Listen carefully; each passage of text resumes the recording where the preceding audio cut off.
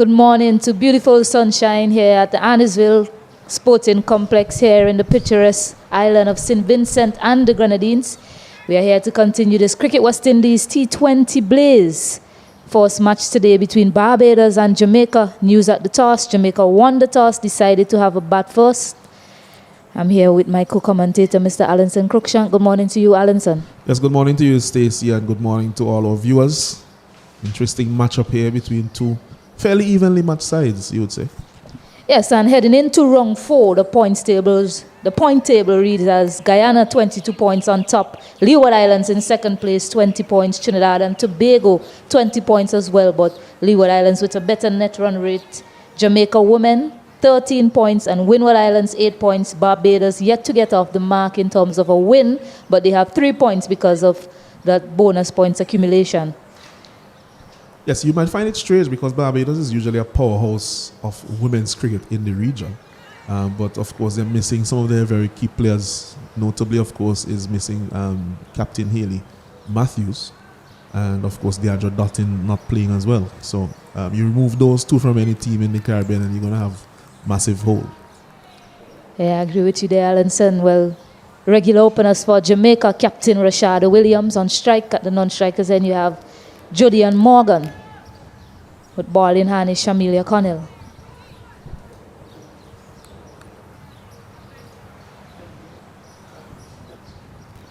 So Connell to start proceedings here this morning. Hits that length right away.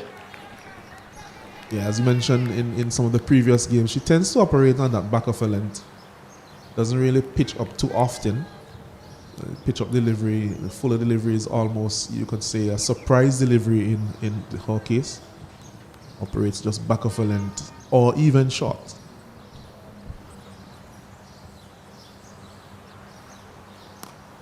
This one played to cover and there's a misfield to start by Nijani Kamabach and Rashada Williams gets off the mark. Yeah, she'll be very disappointed with that because it seemed to have it covered but slipped at the last moment, maybe a little bit of spin on that as she was trying to get in line with the ball. In terms of the field set, there is a third, there is a fine leg. So those are the two out. Very typical limited over field. There's one slip, there is a field at backward point, a cover, extra cover, mid-off, mid-on, and a short mid-wicket. Yeah, Jamaica winning the toss, deciding to bat first. What do you make of that? I think it's the same strip that they played on in round 3, where all teams that chased won. Yes, you may think that is going against the grain since all the teams that chased on it on Monday won their games. However, it may be getting a bit tired. You have to remember that before this tournament, the VPL was also played for a few weeks on these strips. So, maybe tiring just a bit. We have had fairly dry weather, although we still have some rain in St. Vincent and the Grenadines. So the pitches will not be as dry as they would usually be at this time of year. Working it around nicely so far in this over, Jamaica. Something we haven't really seen throughout this tournament yet. It's an early start, but 3 runs on the board, both batters off the mark as well. More of that is needed. Yes, you must commend them so far with this start, showing some good intent in rotating the strike. I've seen some very sedate power plays so far from some of the teams batting. Looks to go down the ground, but gets an edge, top edge, and Nijani Kamabach redeems herself in the field, taking a nice catch with the ball moving away from her. Yeah, that was well judged. That was not an easy catch by any means. She was able to turn, pivot, and kept her eyes on that ball all the way through in its flight and got herself in a good position. The wind also is aiding her because the wind will be blowing back that delivery towards the pitch as opposed to towards the boundary. So well-judged catch there from Kamabach, and it's a big wicket here early for the Barbados women team. Yeah, new batter, Shideen Nation. Lots to do with our skipper. And you mentioned the pitch probably wearing a bit. But as I said, in the last round, all of the teams batted that chase. They won. And that's because the team bowling first, they were able to restrict the opposition to a very low total, and then they were able to play that sort of measured approach in terms of their chasing. Yeah, I think all the teams have looked a bit more comfortable when they know how many they have to get. I think sometimes it seems a bit frenetic in the first innings. They're trying to aim maybe too high, maybe 140 or 130, while it seems so far in this competition that a total of even 90 or 100 would challenge the team batting second. We've only seen one team cross that 100 runs mark in the tournament, Trinidad and Tobago, scoring 114 in their first encounter versus Barbados. Jamaica will be hoping that they can put up at least 100 runs on the board, perhaps even more. The nation to face her first. Good delivery to start. And that ends the over as well. Barbados picking up that first wicket. Jamaica 3-4-1. This is a good over so far, and well, a good first over, I would say, from Connell. She just kept it just around that off stump. That last one was a bit straighter than she bowled previously and a bit fuller. But of course, to the new batter, just wanted to challenge the stump just a bit more than probably previously in the over, just to see if Nation is really in tune, having just come out into the wicket. Maybe, missing a delivery would cause an LBW or bowl. So, not bad tactics there from Connell, showing her experience. She is an experienced international player. And that really came to the fore there with that first over. Yes, so Alison Gordon now with ball in hand. Didn't open the bowling in the last game. Tiani Herbert Mayers did that because of what they saw with ball in hand from the spinners from Guyana. But she's back to her regular opening spot of partnering Shamilia Connell at the other end. Yes, also being the first game of the day, there will be some preparation moisture in the pitch. And so it's likely that may have influenced the decision as well to go with the seamer first up.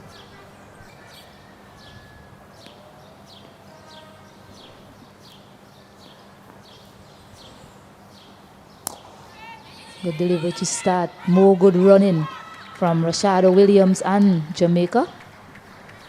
Yeah, it was a well-weighted shot. Just pushing it down the ground. Didn't drive it hard or fiercely down the ground, sorry. She just pushed it down the ground and was able then to complete the single quite comfortably.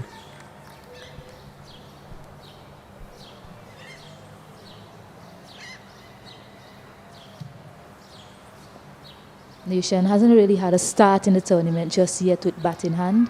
She'll be hoping to make amends today.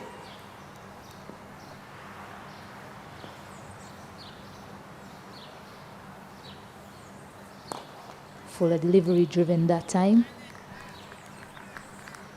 Yes, looking at the bowling so far from Gordon, it seems as if her plan will be a bit different from what we saw from Connell. There's a bit of difference in pace as well, and the height and bounce. And so she's looking to attack the stumps in her first few deliveries.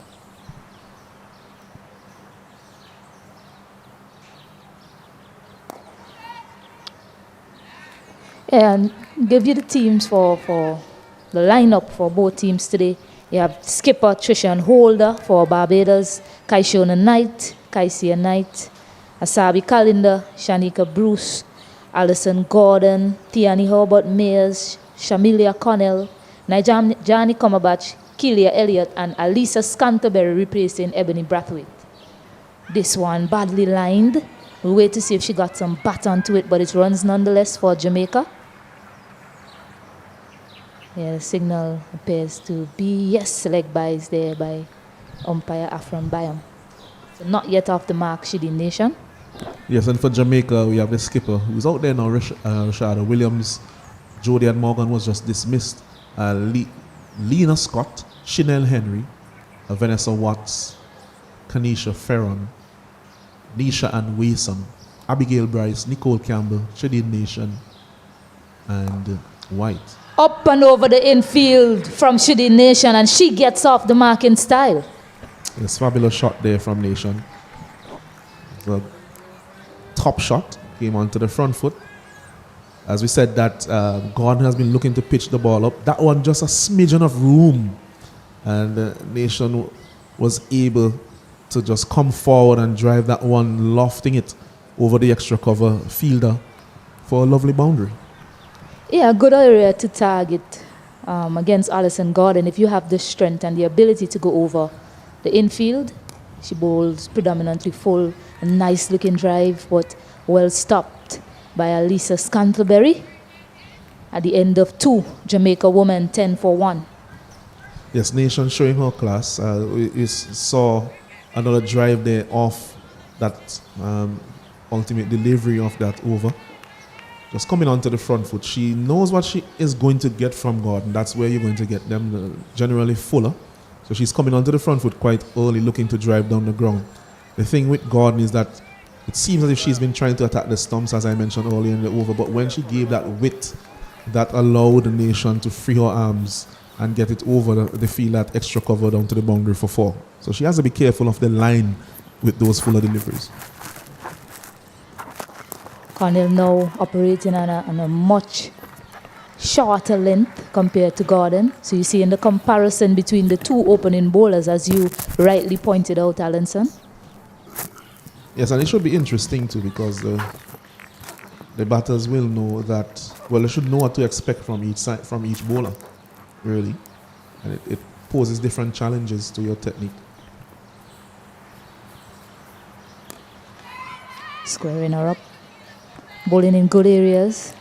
Cornell has the ability to bowl even shorter, attack the helmet of the batters, but it's good to see that she's still keeping it on a really decent length, keeping the stumps in play as well.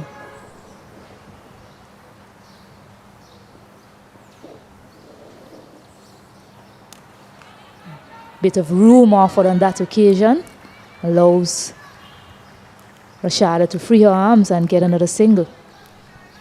Yeah, it was a nice looking cut shot, but good feeling by the fielder. They had cover to keep it to a single.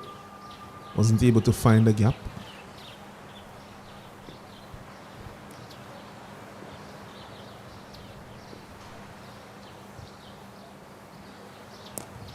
Uppish and caught.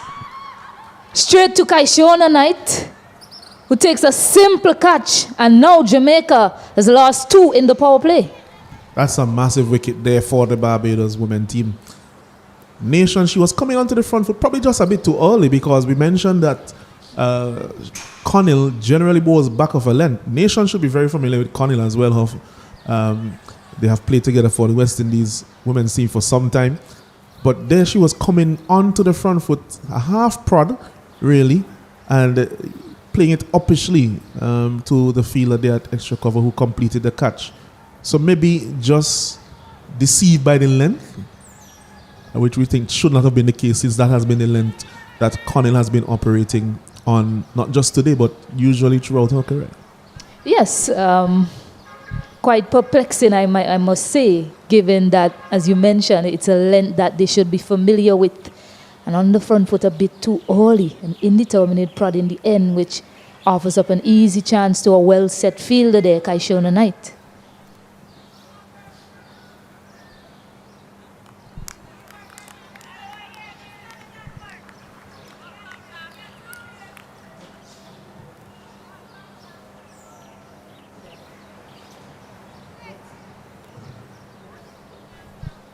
New batter.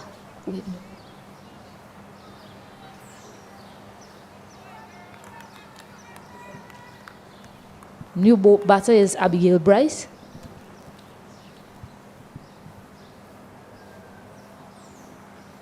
Oh, and she's bowled her. Doesn't last long, Abigail Bryce. And Shamilia Connell has a third, and now she's on a hat trick. Excellent delivery as we look at the replay. There was Bryce coming forward a bit gingerly, beaten between bat and pad, and that's a top delivery there from Connell. We said that she doesn't pitch up too often, and that may have caught Bryce by surprise, because she was prodding forward a bit tentatively, didn't really push that front foot out, and there she was, dismissed. And Connell really is causing a lot of damage here now. Yeah, and you look at the direction that her bat was headed in. It was facing the leg side at the end of the shot, which indicates that she didn't have a very firm front foot play along with a firm bat in front of her. She was looking to hit it to the leg side, I beg your pardon, rather than to the offside or straighter, which probably would have seen her still there. Instead of that, Jamaica, they're in trouble now. Third wicket going down in the power play. And now Chanel Henry has to join Rashada Williams very early. Yes, and as we mentioned, Connell is now on a hat-trick. She has taken 3 wickets. So this will be a hat-trick delivery. Can Henry avert the hat-trick? She's pumped up Shamilia Connell. So Henry to face the hat-trick delivery. And it's a good one. It's a goodie, Allenson. Yeah, I think in the end, Henry used her good hand-eye coordination to get out of that, because I think she was caught off guard on the back foot for a fuller delivery. And it seemed to be a bit quicker as well from Connell, an effort delivery. So the hat-trick has been averted. Connell, 2 overs, no maidens, 4 runs, 3 wickets. They are facing a very similar pattern to what happened in that game versus Trinidad and Tobago, Jamaica, where they kept losing wickets and they were unable to put any sort of pressure on the field in terms of scoring. In the end, they only managed to get to 65.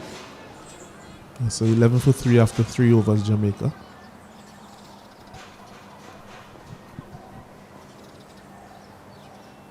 Full one, drives it, but straight to that fielder there. Bruce.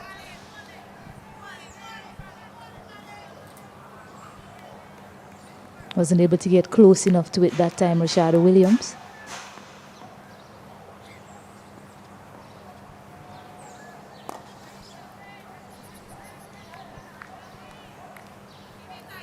Yeah, so a good bowling partnership between these two, Gordon and Connell. Much as you want to see batting partnerships, Jamaica will be hoping for that. It's also good to see both bowlers complementing each other well.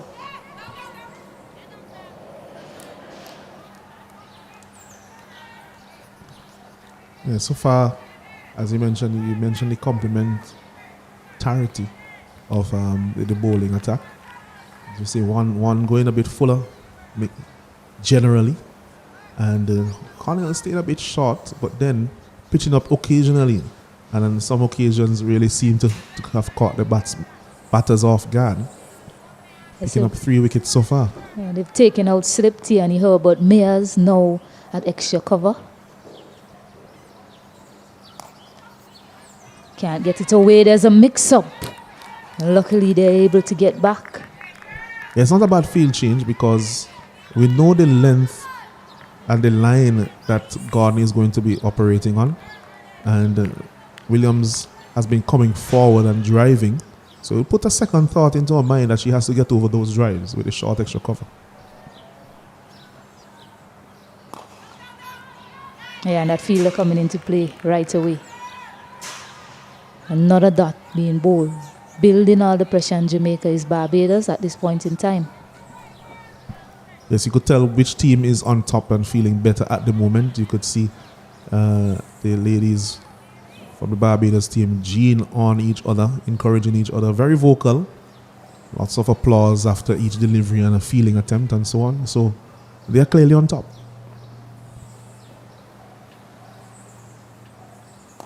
Hits it aerially straight back to the bowler and she puts it down. So a drop chance going down. Rashada Williams survives at the end of 4. Jamaica 11 for 3. Could have been 4. Seemed to be a slower delivery. Just coming off the inner portion of the bat as Williams was driving down the ground. So not bad thinking here at all from Gordon. She put in the short extra cover. Bowled a slower delivery. Probably wasn't expecting it to come to her, but to go to the extra cover. But she would be disappointed that she wasn't able to hold on. It would have been 4 down for Jamaica. Yeah, and the line was much straighter that time compared to some of the deliveries that she bowled in the over before. They sent back that cover fielder. Rashada Williams looking to take it down the ground. Mistimed it, but Gordon puts her down. So Connell with a third in the power play. Chanel Henry gets off the mark.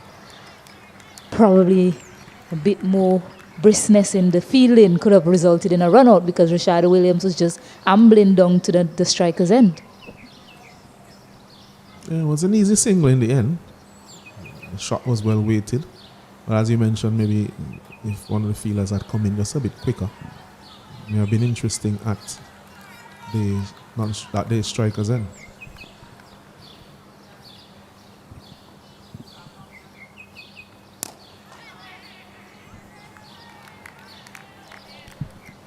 Conley seems to be rushing them just a little bit.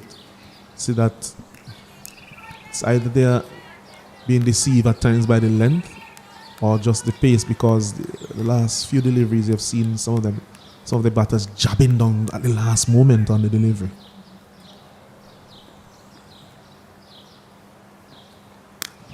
He pulls this one, but a really good stop there by Tiani Hobart Mills. Barbados, they're up and about. Brilliant. Excellent feeling.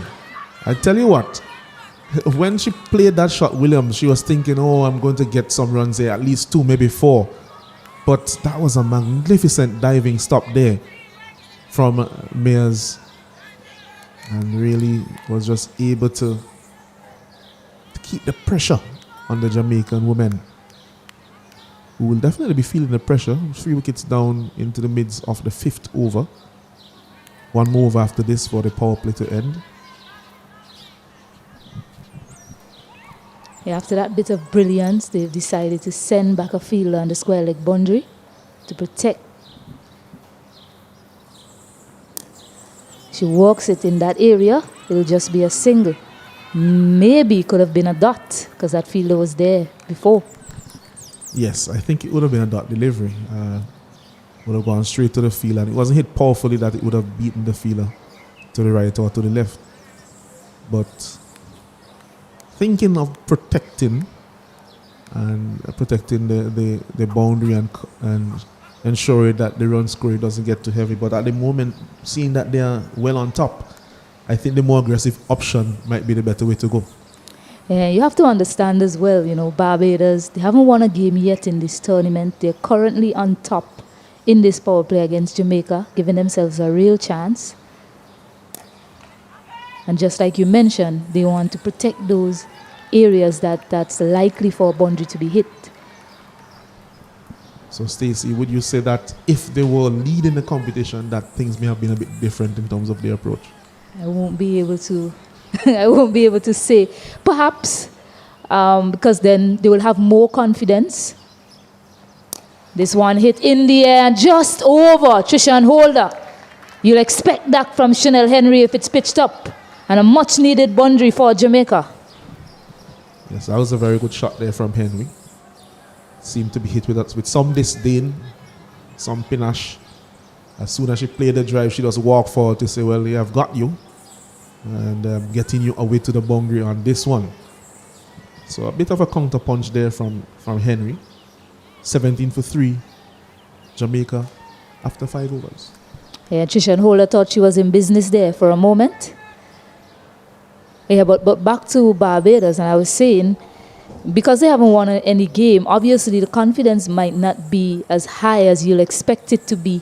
So they'll be thinking, yes, you want to be attacking, but we also need to be defensive as much as possible to save runs, and they'll be wary of the threat of Chanel Henry in the middle also. Rashada Williams opening the batting. She can take the game away from them as well. So they don't want this partnership to be settled by any means.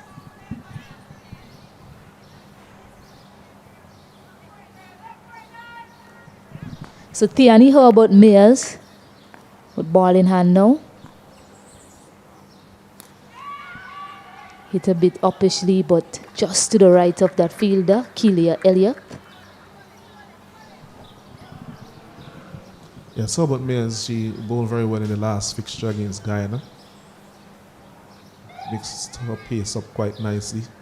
Didn't try to bowl quickly, bowled very slow, gave the ball generous air, and with that she was able to extract some good turn and bounce from this same strip that they're playing on today, which is the centre strip here at Arnesville. Yeah, she's bowling a tough over as well. She's bowling to Chanel Henry, who will look to take her on. And she's also bowling the last over of the power play. Let's see how Henry plays her. It's one bad line, and it's called a wide. Rashada Williams calls her for a single. So a bit too wide there from her, but Mayers not getting her angle right on that occasion. Yes, it's, as you mentioned, a bit more pressure bowling to Henry. They know her power.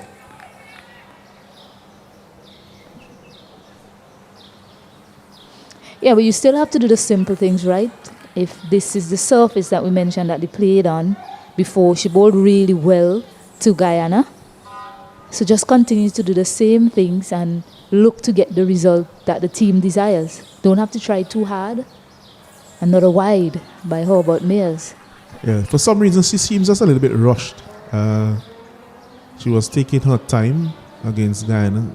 They just seem like she's rushing to get through the deliveries. Needs to just settle here in her first over. Under a bit of pressure, admittedly.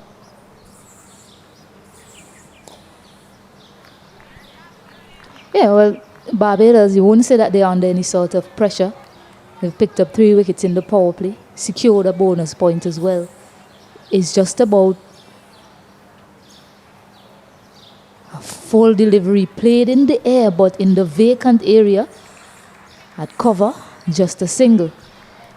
Yeah, just to clarify, when I talk about the pressure, I meant on her personally, seeing that she didn't start so well in the over. Yes.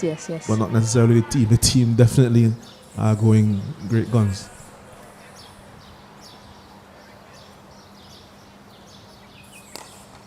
Driven, won't get to the boundary, but they'll pick up 2 more. Just looking at Henry run those 2, she's moving a bit gingerly.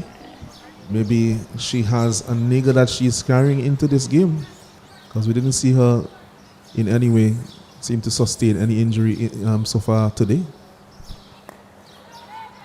Better delivery there from Hobart Mayers. Yeah, it seems as if she brought an injury into this game, Stacey.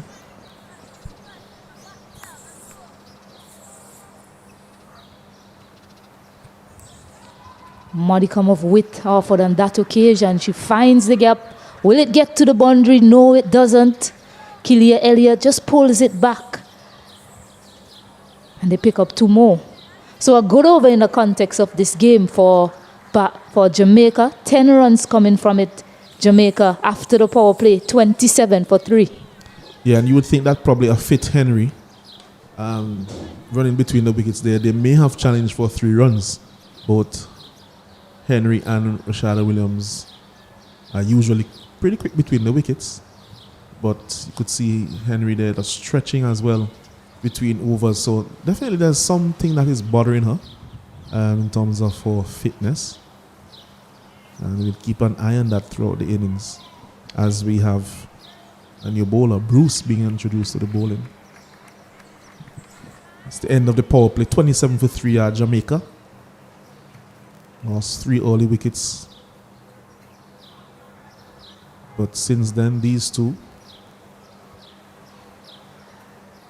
have steadied the ship somewhat. Now that the power play is ended, they have decided to keep the field in the circle, given their position of strength, Barbados. They do have a sweeper cover out and a deep fine leg, and now as I say so, they are putting out a deep square leg, and the fielder is going around to mid-wicket, so 3 out. Okay, now the third is going back to a deep third position. So I think they probably just realized that the power play had ended.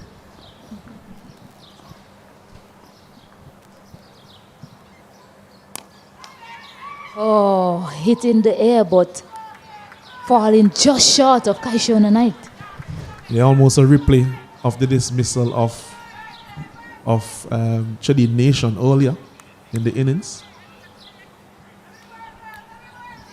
At that time, though, Rashada Williams playing that fuller length delivery on the back foot, which almost resulted in our demise.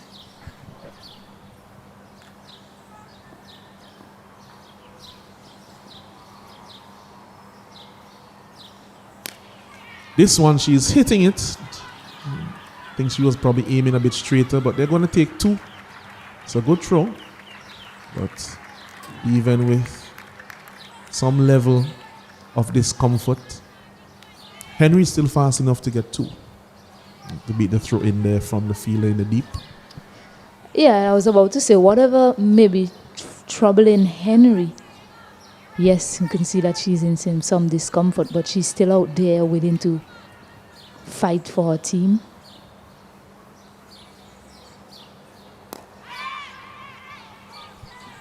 It's another upper shot there from Williams. She needs to adjust now to the pace that she's getting from Bruce. She probably was accustomed then to batting Connell, who is just a bit quicker. So she has to make sure that she adjusts now to the difference in pace.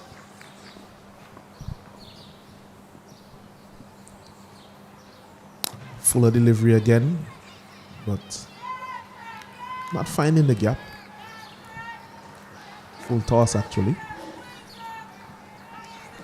Bruce will count herself lucky. We've actually seen a number of full tosses and short deliveries not put away in this tournament, Alanson.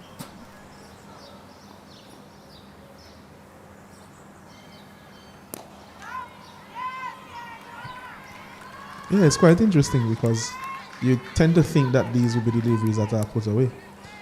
But I do recall that full tosses have dismissed quite a few, even very, very good players at the highest level. Sometimes it almost catches you by surprise. But really, you'd want to be dispatching them in the 2020 format for sure.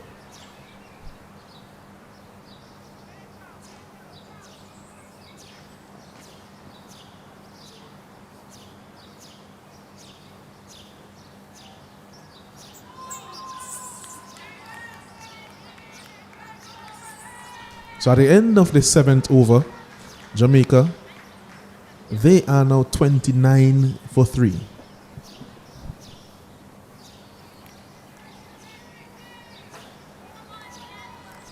See, earlier, Nation was dismissed for 4 from 7 deliveries. Morgan was dismissed in the first over. And they have also lost the wicket of Bryce, who was dismissed without scoring on the delivery after Nation was dismissed. So Connell was on a hat-trick during her second over. And all 3 wickets going to Connell as well.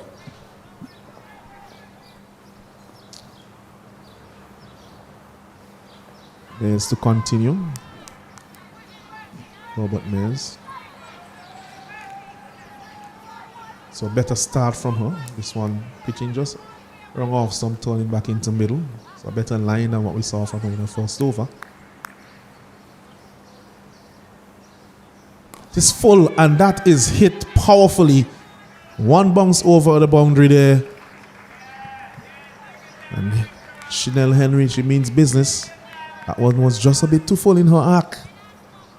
Yeah, dispatched with some power as well. Importantly, finding that vacant gap between mid-wicket and long on, playing with the turn as well. So a good hit from Chanel Henry.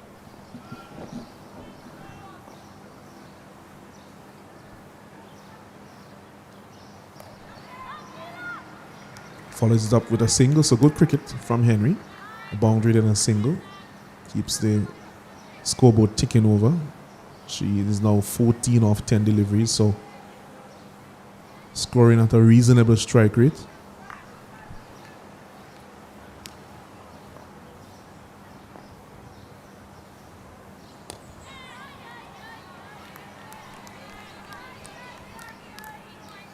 Yes, it seems to be a favorite shot of Williams to drive the ball, but she doesn't drive the ball with a lot of power. Excellent sweep shot. That's in the gap. That will run away for 4 runs.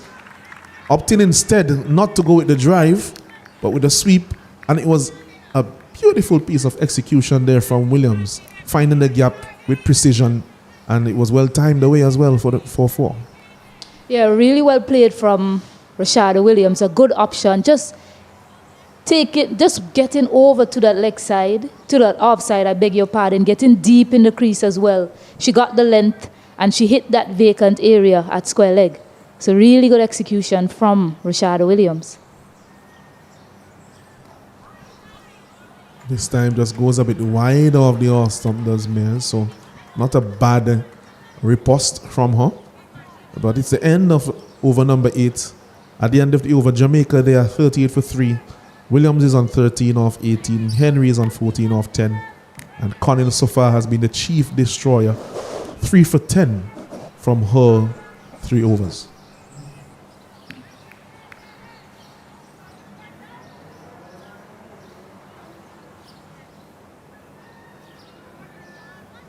I mentioned the damage that Spain has done in the tournament. So good to see a fast bowler putting her hand up. Only wicket taker so far in this innings, Shamilia Connell.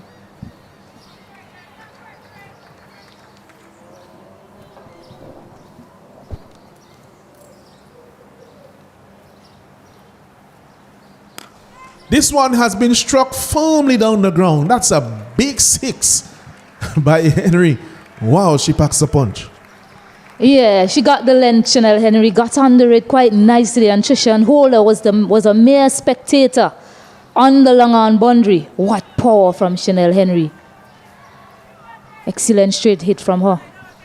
Yeah, she just played the shot and stood there, knowing that it went all the way.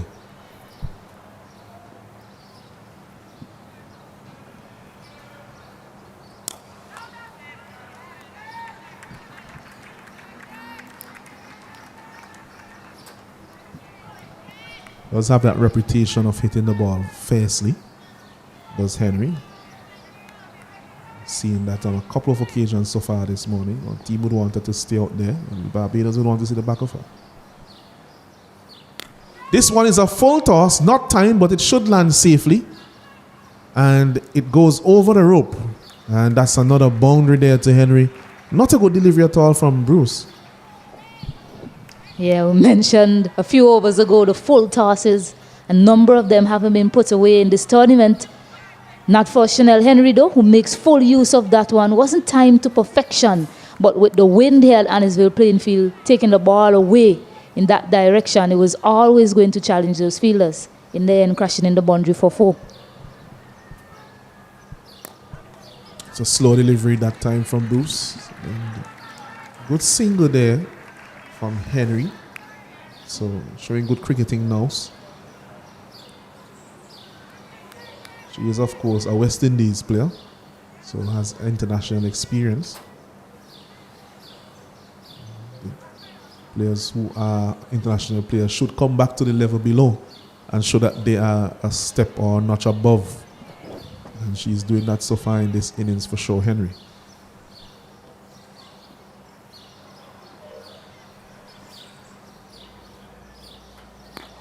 And this time, Williams times it wonderfully well over mid-wicket. It's 1 bounce for 4. Seemed to be anticipating that length. Almost as if she was there waiting to slug sweep that over mid-wicket. And it was well executed. Yeah, again, risk averse, given that she's hitting with the wind and also picking the gap on that leg side. It was full enough for the shot. And well executed again from Rashada Williams. They're taking on Shanika Bruce in this over. I personally would put back the deep mid wicket. And I'll keep the offside feel as is because she's not necessarily bowling on the leg side. But it is that they're tugging her over to the onside. So I would put back the deep mid wicket. You can't have more feelers out.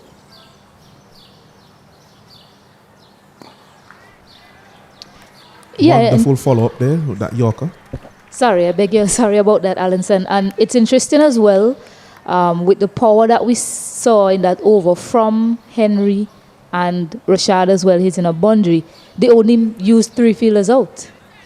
Just 3 fielders were out, long on, someone at cow corner in between, just in front of square and long off. So they could have well plugged that gap at mid-wicket that was targeted in that over.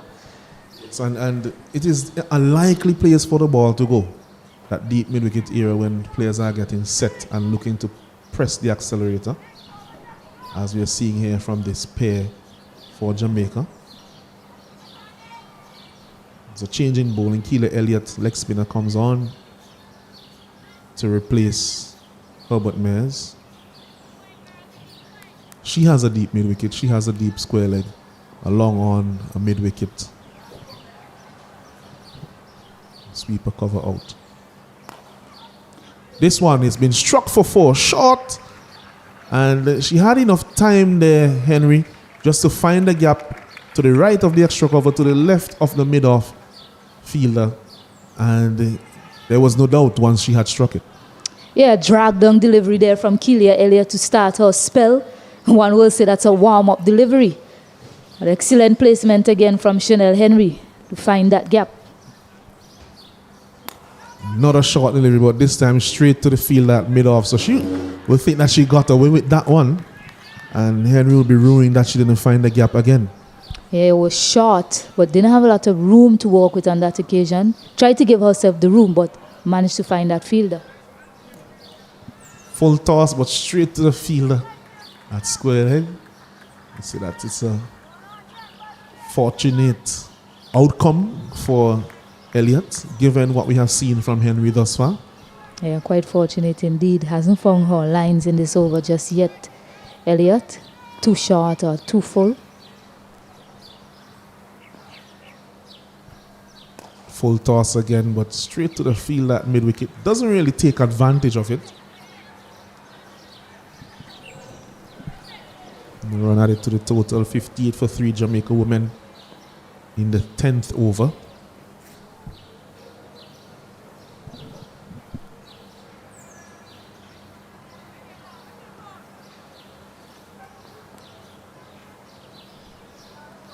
That's a big appeal, loud appeal, but not how it says umpire by him. Seem to be trending down the leg side. Yes, definitely going in that direction. Struck outside the leg stump as well. And pitched outside the leg stump, so he should not be given LBW. Fuller delivery, some turn and offer. That's where she would want to be. And that brings the end of the 10th over. After 10 overs, Jamaica, they are 58 for 3, going at 5.8 per over. Williams is on 17 off 33. Henry is on 30 off 17. Elliott completing her first over. And with that, we'll take a short break for drinks.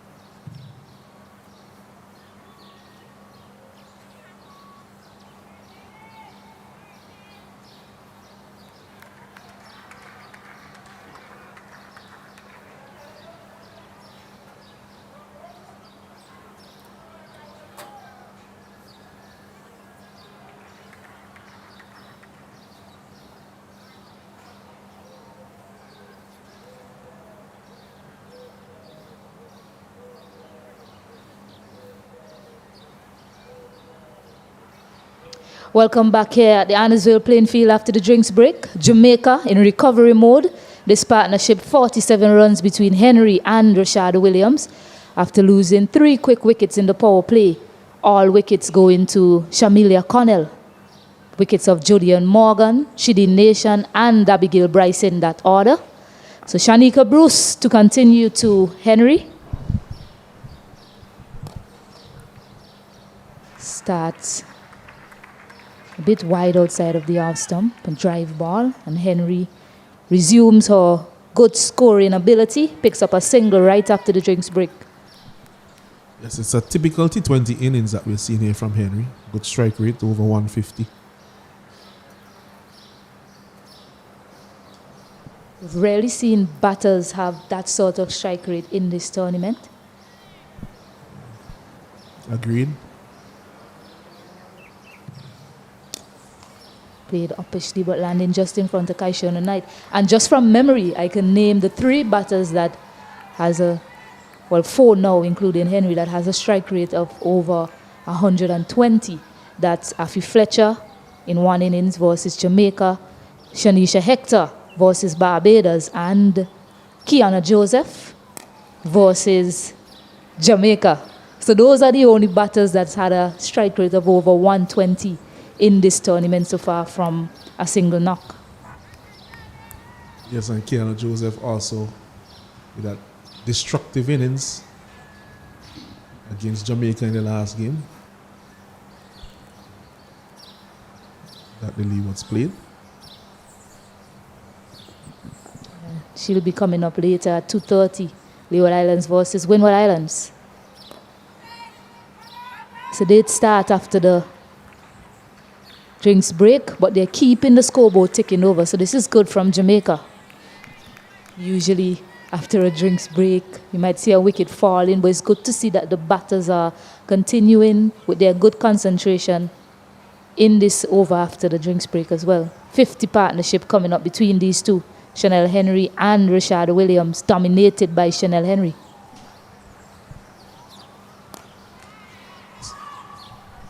Aerially, but that fielder is now there at mid-wicket. It wasn't hit with any sort of power, but Tiani Herbert Mayers now on the boundary there, keeps it to 1. So better field placement from Barbados in this over for Shanika Bruce. Yeah, I would definitely agree with that deep mid-wicket being there because as you have seen, several shots have been struck in that general vicinity. Something we mentioned before the break. Oh, she'll feel like she missed out on that one. Chanel Henry, no one was at fine leg, but it's a wide nonetheless. So another run added for Jamaica. They'll take those.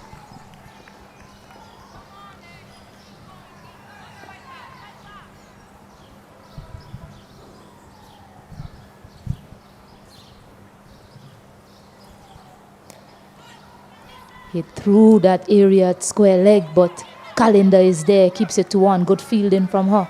Good pick up and return. But you see what Bruce is trying to do. The protection is on the leg side as the over come to an end. 64 for 3 after 11. So she's trying to keep it very straight to Henry and Rashad Williams.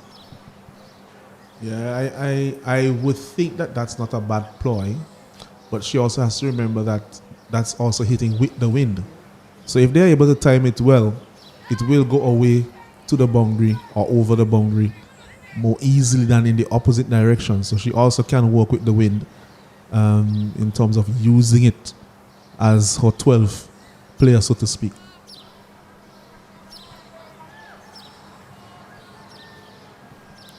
Yeah, this is why cricket is such a tactical game. So many different areas coming into play as Elliott starts short to Chanel Henry, but she has protection there at extra cover. It's a sweep out on the boundary, keeps it to a single. Yeah, Elliott is on that table second with most wickets in this tournament. Steffi Sugrim is at the top with 9. Great economy from her. 3.33. 2.61, I beg your pardon, but Keelia Elliott is second and her economy is 5. So while she's picking up wickets, she's obviously someone that the batters can take on and score runs off of. Yeah, given the context of this tournament, you usually see that 5 as an economy isn't bad, but given the scores that we have seen, that is actually expensive in the context of this tournament so far. Sweeping. I think this will crash into the boundary. Yes, it just gets there. So that sweep shot has been productive for Rashada Williams in this match so far. Yes, very good shot there from her. She got herself into a very good position. She was low on the shot and was able to access that area behind square that was unprotected on the onside. So I think it was good execution and also good thinking there from Rashada Williams. Innovation that time, not able to connect. When you have a look at the top 10 bowlers in this tournament so far, Alanson, just one pacer. Well, I believe Shamilia Connell will change that at the end of the match when they do their new tally. But heading into this game, just one pacer in the top 10. Over the glove of Kaisia Knight. We'll wait to see. Yeah, it looked like she got some bat onto it. It just went over, barely went over the glove of Kaisia Knight. Yeah, that was another run to the total.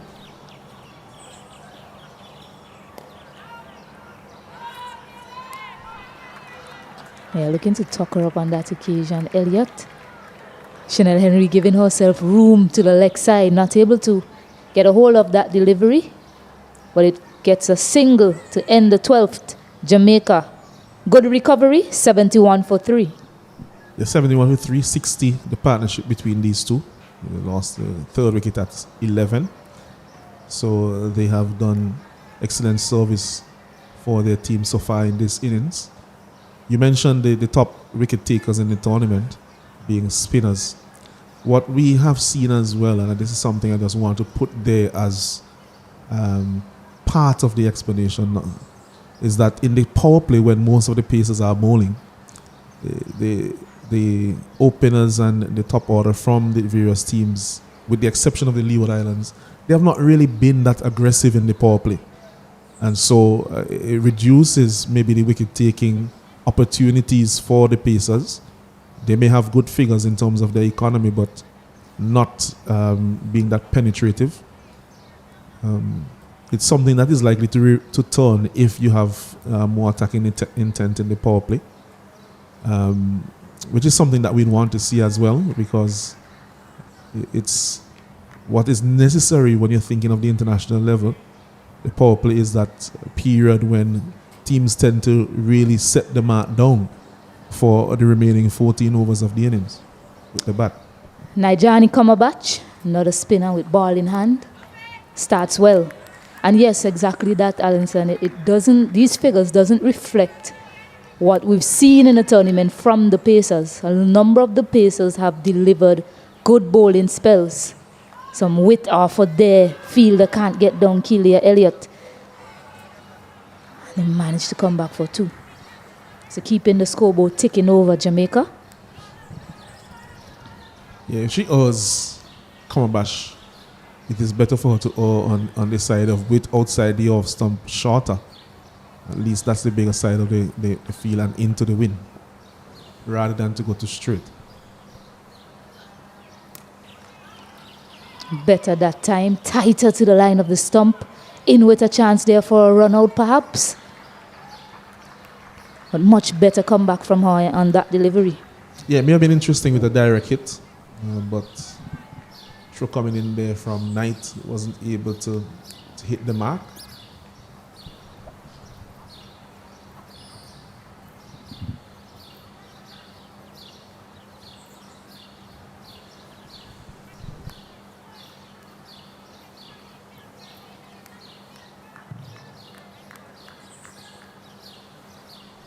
Change of field now. Shamilia Connell is now at mid-off. Working it to the onside. So this is what I want to go back to, Alanson. In the tournament, we've seen the number of low scores in the tournament. And this is something that we haven't seen a lot of. You see the way that Jamaicans aren't looking to be tied down by the bowlers. They're finding the gaps at will. The boundary balls aren't there. That one perhaps, though, could be a boundary. Yes, it is. A modicum of wit offered on that occasion by Nigel Cumberbatch.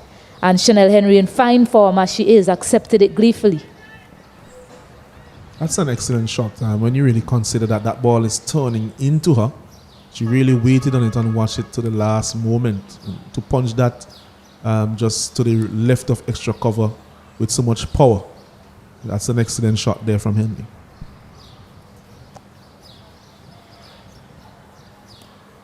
Waits on it nicely again. And that's been impressive from her. Apart from the power that she possesses, she's waiting on deliveries and playing them oh so late, ensuring that she keeps the scoreboard ticking, doesn't face a number of dots. Now she's up to 43, being ably supported by Rashad Williams, 25 or 41. Jamaica in an excellent position now after they were reeling at 11 for 3. Now 80 for 3 after 13 overs.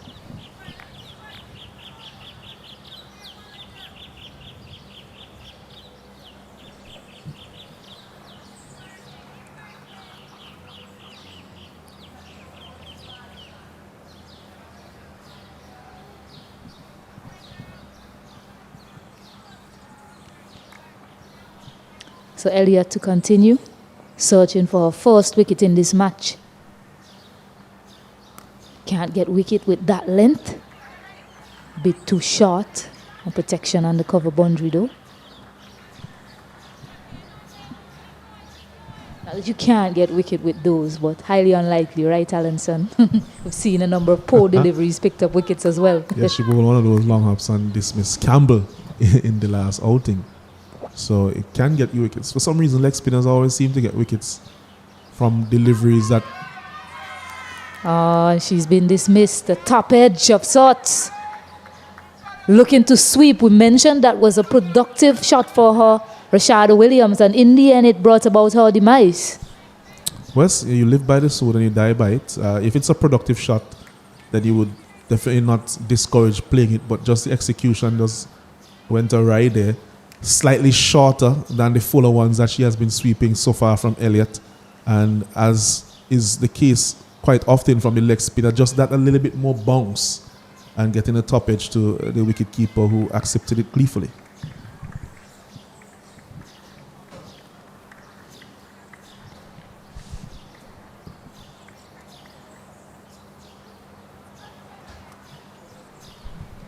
Yeah, Keelia Elliott now up with 9 wickets, breaking that healthy partnership of 73 runs. One of the biggest partnerships I've seen in the tournament so far. I think there was one between Rachel Vincent and Brittany Cooper, that first encounter between them and Barbados of 65. This one much better between these two. Yes, 70 between the both of them. And they have done such a fairly good rate as well, particularly on the bat of Henry. Of course, that partnership has now been ended, has now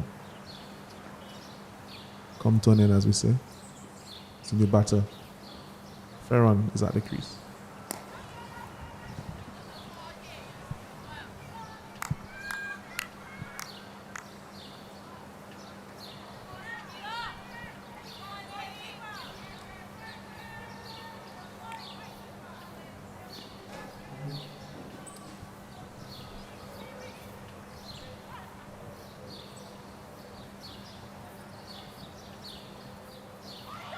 Beating her on the outside edge. There's some appreciable turn there from Elliott. Lovely delivery.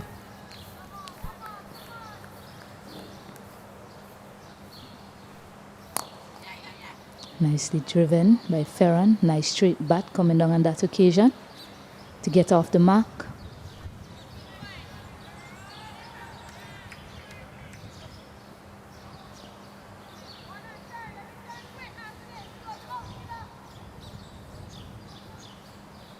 Beats her again. She's finding it this time. Keelia Elliott She's found her line, found her range to end that over. Jamaica 82 for 4. That was a wonderful piece of bowling there from Elliott. Just the right pace as well, not too slow. Quick enough that Henry wasn't able to make a decisive step forward, and she was really caught in between and betwixt.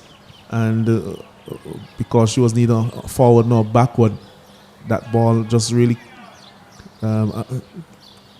causing her to stretch with her arms only. And it whistled past the edge.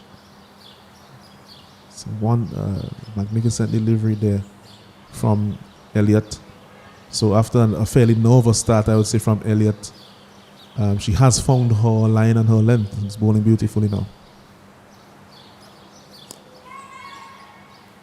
Yeah, and what you want to happen here as well, 6 overs remaining, Kenisha Ferron has to find a single very early in the over, get Henry back on strike. Don't want to be stalled in this back end of the innings, Jamaica. 2 dots to start this 15th over by Najani Komabach. Yeah, that will be her role. Definitely to get Henry on strike. Henry striking just about 150. There or thereabouts.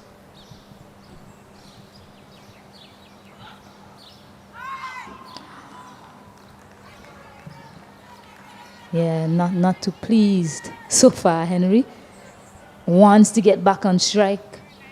Wants to continue to feel bat and ball.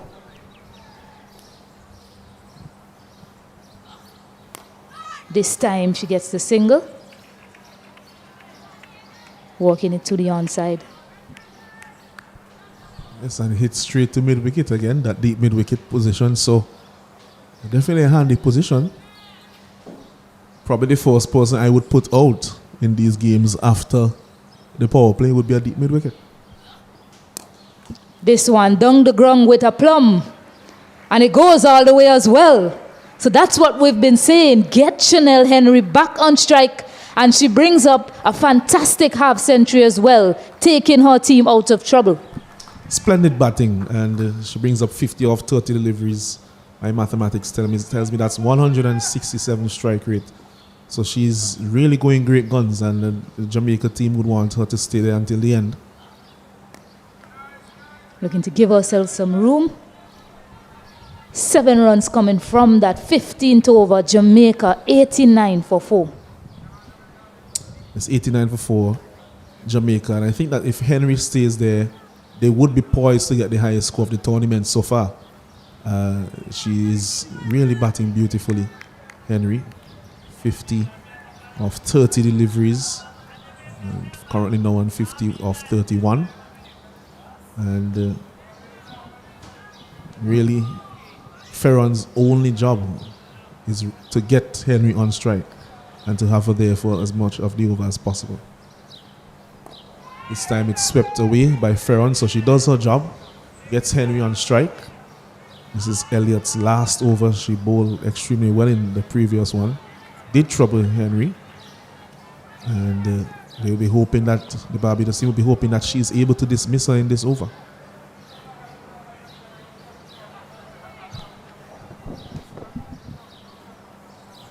Where she looms as key. Dangerous. Chanel Henry. Not able to get that one away. He was short.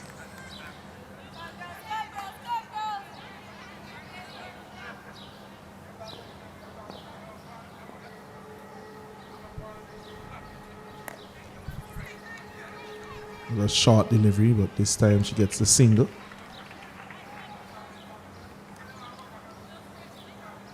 So not a bad start so far in this over from Elliott. And that's a high full toss. It's a no ball. A very high delivery. And I think Ferron would be disappointed that she wasn't able to get that to the boundary. It's a no ball. Signal there by umpire Byam. Yeah, and importantly, Chanel Henry is now on strike to face this free hit. Can she get one away to the boundary? Can she get a big one?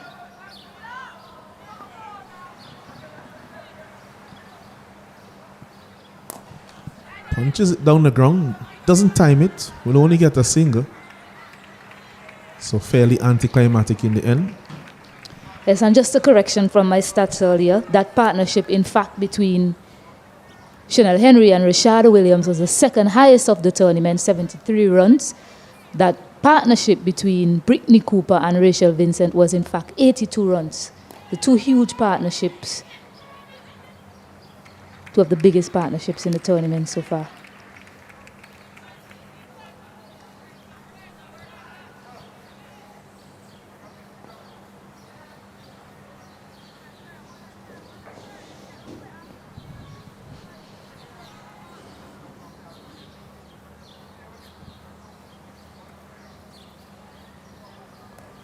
With Orford, but can't get it past Alison Gordon. 16 gone, Jamaica 95 for 4. What I want to see as well, Alanson, seen a number, I'll go back to that game, Trinidad and Tobago versus Barbados, where they had that huge partnership, as I mentioned, between Cooper and Vincent, and at the back end, the last 5, they were only able to add 23 runs and lost a number of wickets. So we haven't seen a lot of teams capitalize at the back end, apart from Leeward Islands, of course, in that 5-over shootout versus Jamaica.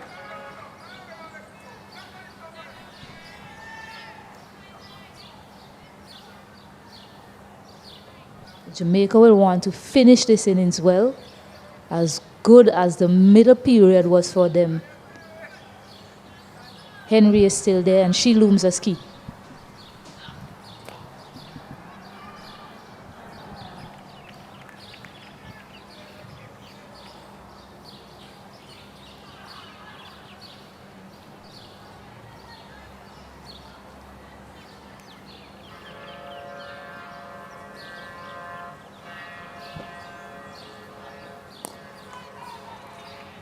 Not getting the boundaries away, but they're doing the next best thing.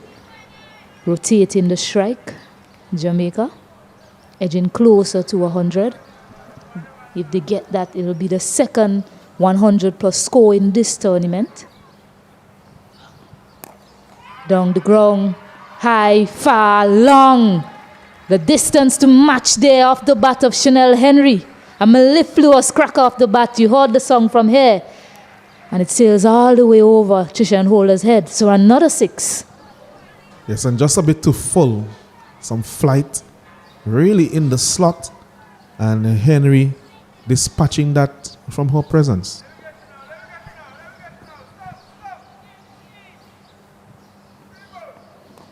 Tries to go again. Loses shape on that occasion, Henry. She gets a single, though. Brings up the 100 as well, that last 6. 105 for 4. We mentioned the best total in this tournament so far, 114.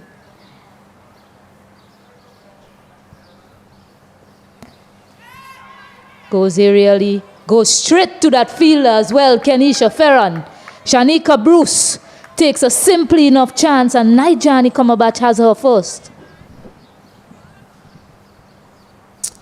Yeah, that one was flighted. It was there in the slot for the shot, really.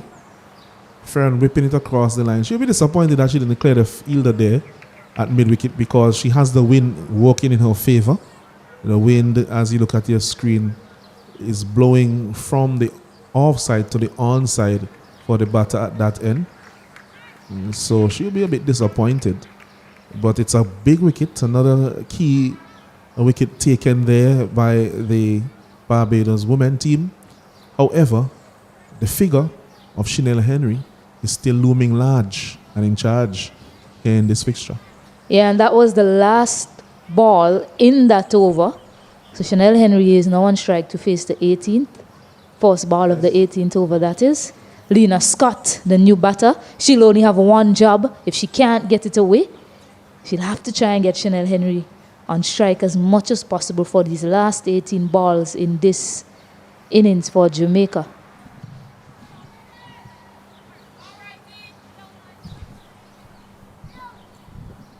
So Bruce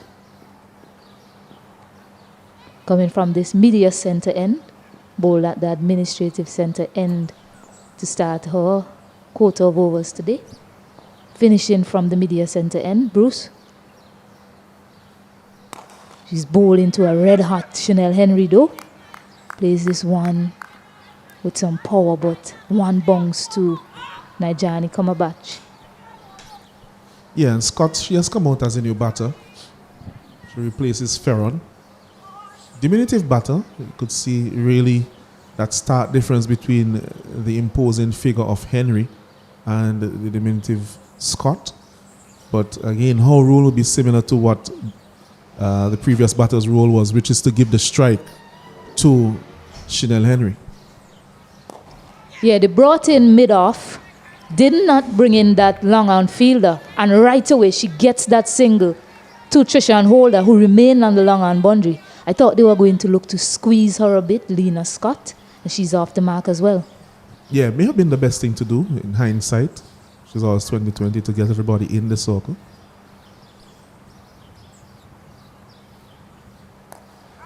The top edge goes close to the fielder, but no one can collect it. So almost a chance there.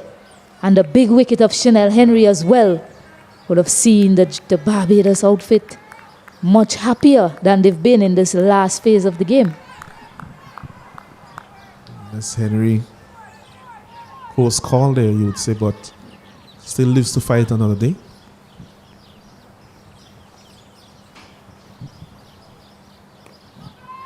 Looking for a single, a sent back. And they get it now. They get it now. A sloppy bit of cricket there by Keelia Elliott. She's apologizing. Didn't need to throw it with any sort of force. And no one was there backing up close. And they managed to squeeze a single.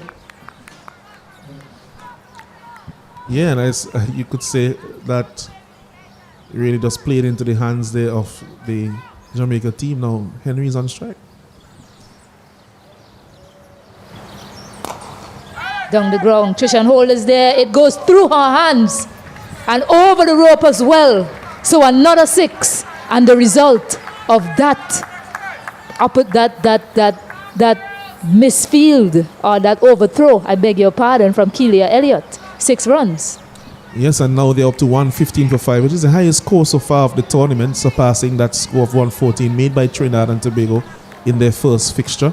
So it's now the highest score of the tournament, and could possibly be more.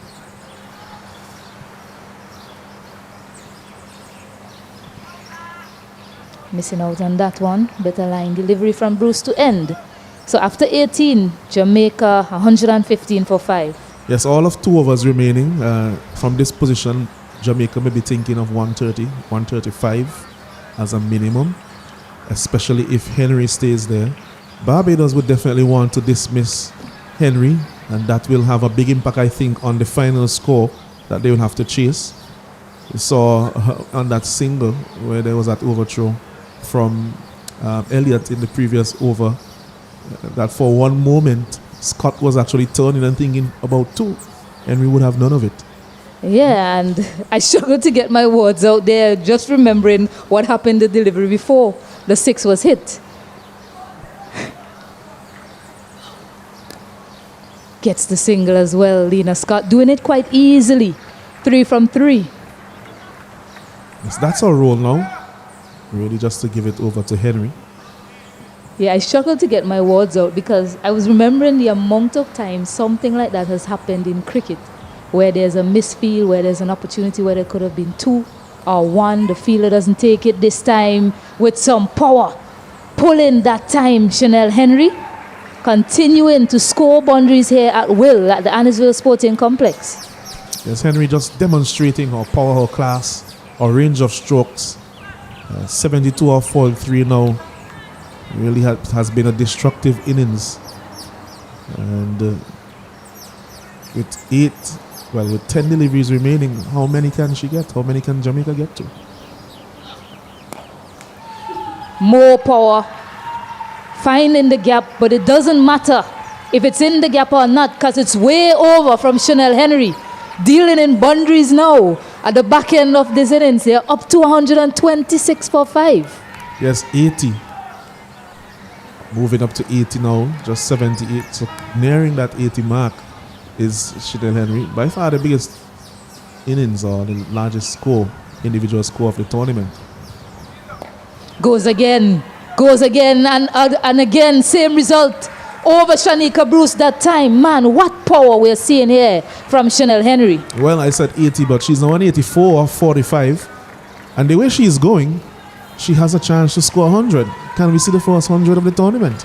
No, we did not even think about that. I looked up on the scoreboard and she's up to 84 in a flash. Chanel Henry.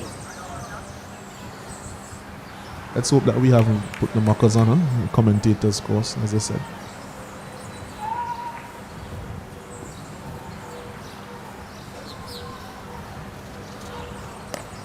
No commentators' course there. Another shot of a length delivery from Nijani Komabach. And it's 3 sixes in a row. Wow, this is some punishment of the highest order. And Chanel Henry has been like a train on fire here in the last few overs of this T20 fixture. This is what people want to see. This is what we want to see in this tournament. Players taking the game by the scruff of the neck and dominating. Use of the feet. And that is out of here. Dispatched. Audacious shot from Chanel Henry. Takes her to 96. Ridiculous, Alanson. 4 sixes in a row to end that Nijani Komabach over. And that's a big 6 too. That one went quite a long way. I would say probably around close to about 90 meters. And I tell you what, a few weeks ago the VPN was being played here and a lot of the players probably would have been struggling to hit it that far. Well, not many of them did hit it further than we are seeing from Chanel Henry. Might have to get her in the VPL, Alanson. Is that what you're saying? Well, she's looking to be in some good form. Wow. An innings of 2 halves, really. Barbados started well, picked up 3 early wickets, had Jamaica on the back foot, then entered Chanel Henry, who had a mission on her mind. 144 for 5. And you mentioned this is what we want to see. We want to see the sort of cricket that Jamaica played today. That sort of template, that partnership between Rashada Williams and Chanel Henry. Shamilia Connell to finish. 3 wickets to her name in this innings. Lena Scott on strike. Can she get a single and get Henry on strike right away? Looks to do that. But very close to her on that occasion, Chanel Henry. Sorry, I beg your pardon, Shamilia Connell. So unable to get it away, Lena Scott. Yeah, I think that is what Connell will try to do. Tuck her up around mid and leg stump because it is known that she wants to get the destructive Henry on strike. So it's a bit of cat and mouse here. Oh, it's another dot ball. Chanel Henry is itching to get on strike. Lena Scott unable to get bat onto that one. And it's a game within a game, Alanson. She also is eyeing up 100. Haven't seen 100 in this tournament for a very long time. Still can't get bat onto it. Experience coming to the fore there from Chanel Henry. Sorry, Shamilia Connell. Keeping Lena Scott on strike. Keep mentioning Chanel Henry. She's in our thoughts. Well, I was trying to keep her cool.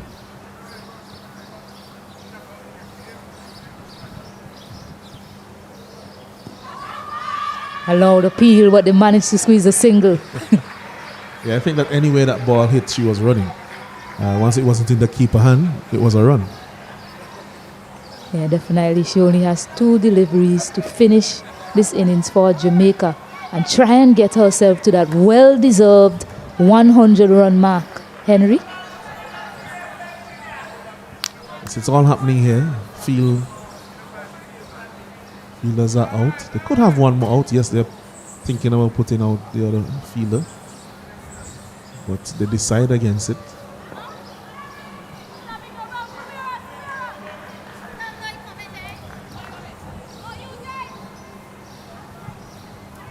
Right, so they're brought up now, they're long off to mid off, and they're protecting the leg side boundary. So deep square leg out, deep mid wicket, long on, and the sweeper cover.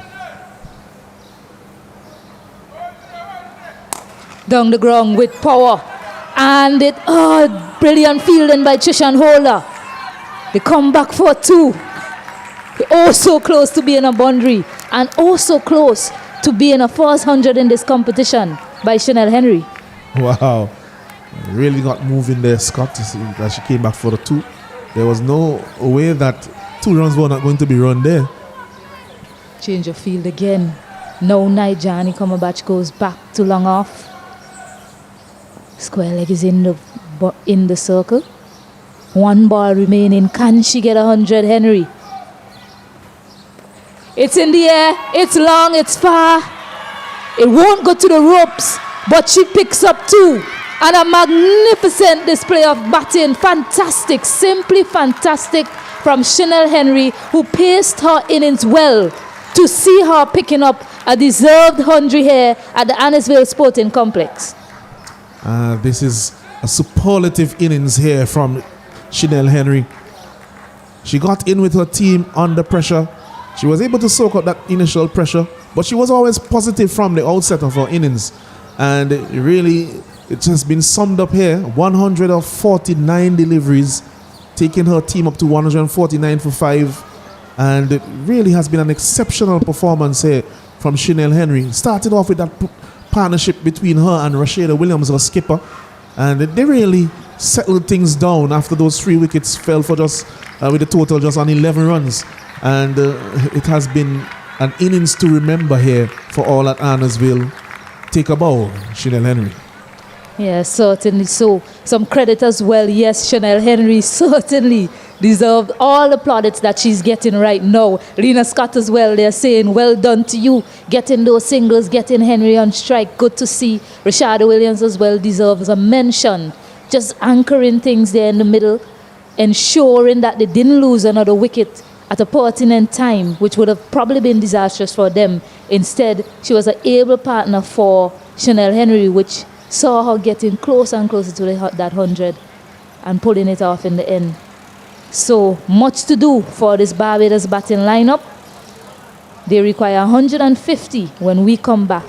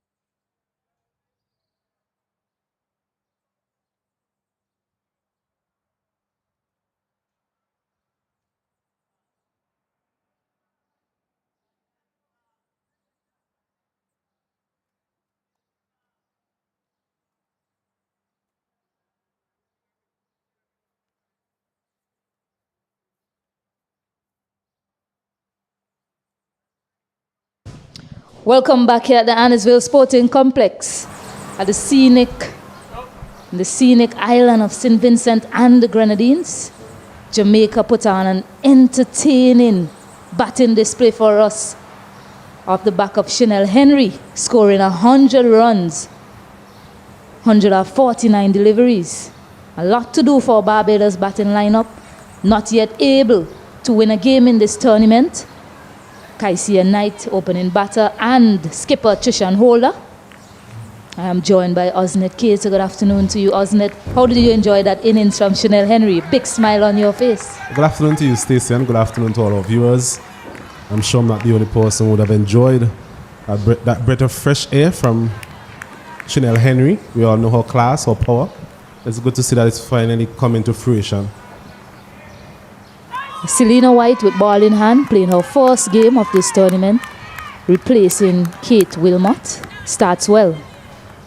It's a good line, good length. Outside the off stump, the Barbadian openers will be looking to get off to a good start. Take the total out of the equation. So it's important that you get a very good start. That has been a problem for the Barbadian team in the tournament thus far. Partnerships, that should be the order of the day.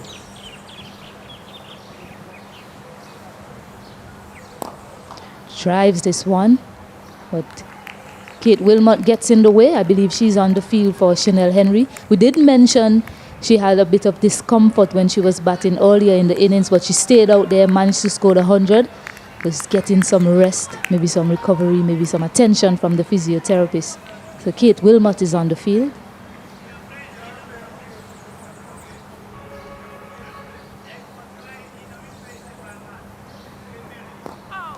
Looking for a quick single, gets it. So Knight is off the mark. What this sort of total might do as well, Osnet, and you'll hope to see that more urgency in terms of run scoring, more intent to score from Barbados. I think that has been a problem throughout the tournament in terms of the lack of intent by some teams, whether by default or just the fact that they're not mindful that it's still a T20 game. You have to show some intent. Cricket is all about scoring runs, especially the limited overs version. So as you mentioned, perhaps this total 149 would ignite a bit of intent in the openers here for the Barbadian team. Holder, we have seen glimpses of her talent throughout the tournament. Hopefully she can play a prolonged innings this time around. Looking for a drive. The ball goes up in the air in celebration. And the first wicket for Jamaica. Selena White striking very early in the power play. A bit of a commentator's course there. We're just speaking about glimpses of what she has to offer. Holder throughout the tournament. A bit loose on that occasion. Feet really nowhere close to the pitch of the ball. Just having a waft at it outside the off stump and getting the outside edge. So Barbados, they lose their first wicket. Jamaica, they're up and running. It's 1 for 1. Yeah, 1 for 1. Nijani Cumberbatch walks out. A lot for her to do along with Kaisia Knight, the most senior batter.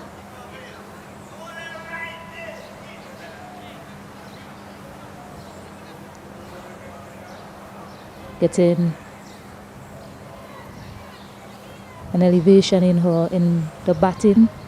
Nijani Cumberbatch just coming up the order. Usually see her coming at number 5 for this team. Now she's in at number 3. Another player who we have seen, a young player, who has shown that she has some ability with the bat. Couple of innings, but nothing really too outstanding, nothing too long in terms of the length of time she has spent at the crease and the ability to accumulate runs during that time. But it's an opportunity for her now coming in the first over. It's an opportunity for her to bat long and hopefully register a score for herself and get her team as close as possible or even overhauling this Jamaican total. Yeah, let's see how she goes to face her first delivery. So got fired up. Selena White is pitching the ball up that time. Nicely driven, but can't get off the mark. Cumberbatch. Good over so far from White. She has managed to find her lines or length, bowling a rather foolish length, getting a bit of movement away from the right-handers. I think that would have accounted for the wicket of Holder to some extent. Normally we see Chanel Henry with the new ball, but on this occasion, White being an able replacement, at least so far.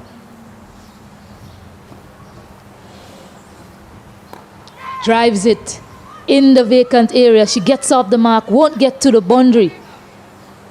But certainly seeing some intent there very early off the bat of Nijani Kamabach to end the first over. Barbados 3-4-1. Successful over there from White, and over which in which she got the wicket of Holder, Trishan Holder. So it's a good start from her, good start from the Jamaican team. I'm sure they'll be quite buoyed by that innings from Henry and the overall total that they would have accumulated. So it's a bit of pressure on the Barbadian team, need for some sort of partnership between these two, and hopefully the others to follow. Yeah, Nisha and Waysome will partner Selena White at the other end, of course with the absence of Chanel Henry. She might be required to bowl a lot of overs today. Has been used a lot in the tournament so far. Another hit the deck type of bowler, Nisha and Waysome. I think it's something that we spoke about previously in terms of the need to see a bit more seamers coming through. We've seen a plethora of spin throughout the tournament so far. The seamers really need to come to the forefront. So it's good to see White in the previous over, and now we are seeing Waysome. And it's a conversation that Alanson and myself had earlier as well, that in the top 10 of most wickets so far in this tournament, it's dominated by spinners heading into this match today. One pacer was in the top 10, and that was Chanel Henry. And we were also saying it doesn't really reflect how the pacers have gone in this tournament. You look at the way Fraser has bowled, Henry herself, Selena Ross from Windward Islands. They've held their own quite well, but not able to pick up the amount of wickets that the spinners have, such as the impact that the slow bowlers have had on this tournament. I think it's a general theme across men and women tournament here in the West Indies. So something that we need to work on if we are to really develop our cricket further. Starts full, can't get it away, really in no position, didn't get feet close enough to it. I see a night.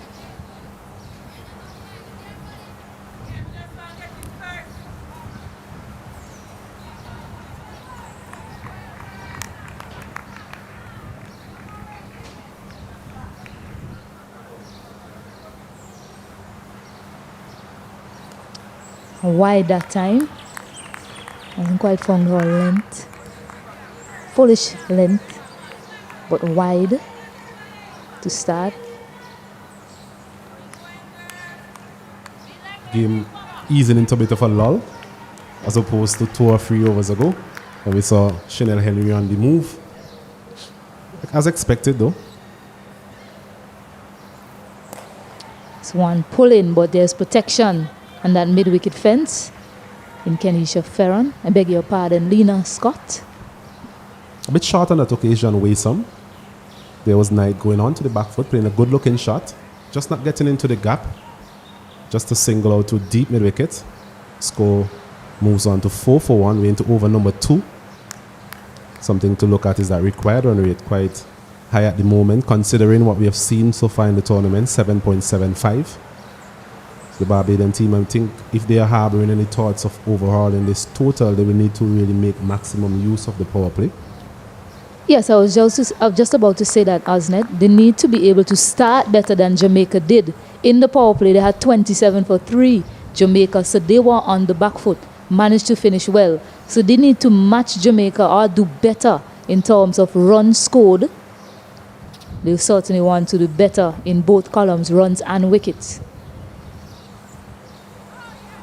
Loose, waft outside the half stump, missing it on that occasion. Kamabach. I also think the loss of Holder would have really dented their progress to some extent. Mentioned she's a good-looking player, especially against the pace, something we spoke about in Barbados last game. Her starting against pace is in stark contrast to her starting against spin. So she and the management team, I'm sure they'll be quite disappointed that she was dismissed so early on in the piece. Another drive, missing again. Admonishing herself as well, Nijani Kamabach. Perhaps trying too hard on this occasion, Cumberbatch. Just needs to get used to the conditions. Just batted well in the middle order, as you mentioned, but number 3 is always a critical position, especially considering that they lost a wicket in the first over. So it's a matter of consolidating, getting used to the pace and bounce of the wicket. And a good length. Just not able to get back onto it so far, Nigel Cumberbatch. And as you mentioned, perhaps trying too hard. Yes, it's a big total in the context of how this competition has gone. The highest total so far, 150 they require. But you see the value of having a set batter at the end of an inning. So someone has to play that role for Barbados. Still not able to get back onto it. So 4 dots to close out the second. Barbados 5-4-1. Very good start there from Waysome, just backing up the good effort of White at the other end. Unfortunately for her, wasn't able to get the wicket that she was craving, but a couple of good deliveries in that channel outside the off stump. Cumberbatch looking to drive through the offside, missing it on 4 consecutive occasions. So it's a matter of her getting used, maybe perhaps coming across a bit more. She's staying a bit leg side of those deliveries, making it a bit more difficult for her to get any form of contact. But it's 5-1 Barbados, a rather sedate start, scoring just around 2.5 runs per over, requiring a further 145 runs from 18 overs. Use of the feet makes good connection. And Kate Wilmot will just pick that up to return it to the bowler as she gets the first 4 in this innings, Kaisia Knight. A good looking shot there from Knight, using her feet, getting close to the pitch of that delivery and just going through the line, over the fielder there at mid-off, into the fence for 4. So very good start from her, a positive start here in over number 3.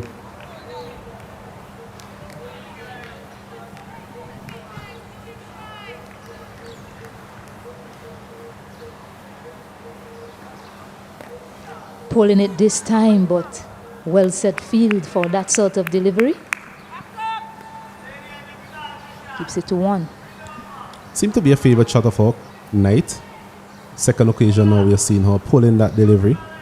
But as you mentioned, the field is well set on the onside. That fielder out at deep mid-wicket, preventing any sort of boundary. So another single added to the total. It's up now to 10-1. Barbados responding to 149 made by the Jamaican team. Yeah, Cumberbatch has to look at this as a chance. Usually she comes in at 5, the team is in a lot of trouble. Now she's up the order much earlier, has to give herself a chance. Dives it, can't get it past the fielder. Good work by Lena Scott.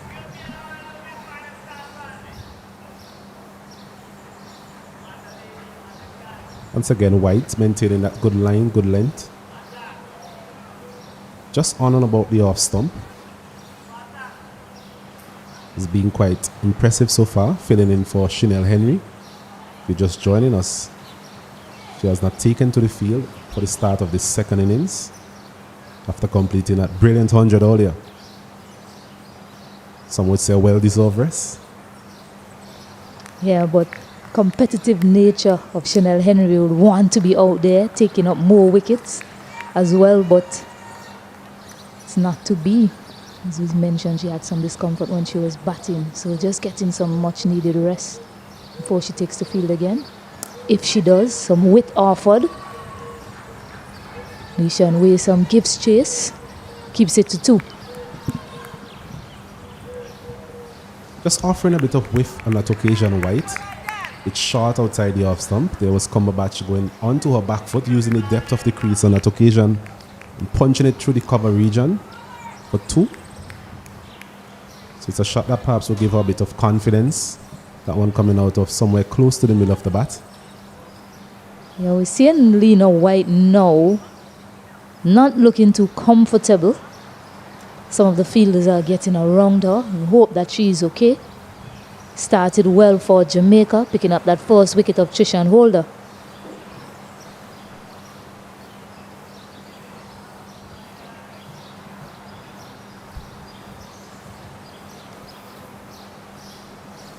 Not a good sight if you're a Jamaican fan. White in the middle of a very good spell. Got that early breakthrough of Holder. I'm sure they'll be hoping that it's just a bit of a nigger and she'll be able to recover quite quickly, having already lost the services of Chanel Henry. Losing white at this stage would definitely be a big blow.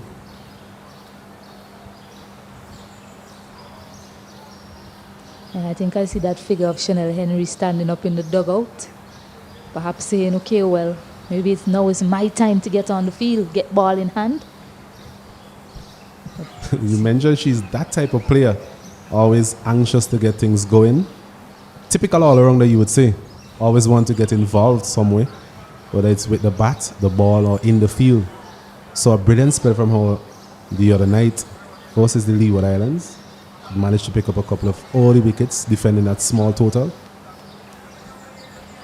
Yeah, and you go back a game before that match against Trinidad and Tobago, that was some fired up fast bowling, targeting the stumps, picking up 4 wickets as well in that match. Almost pulling off an unlikely victory, you'll say, in the context of how small the score was. Trinidad and Tobago was just chasing 65.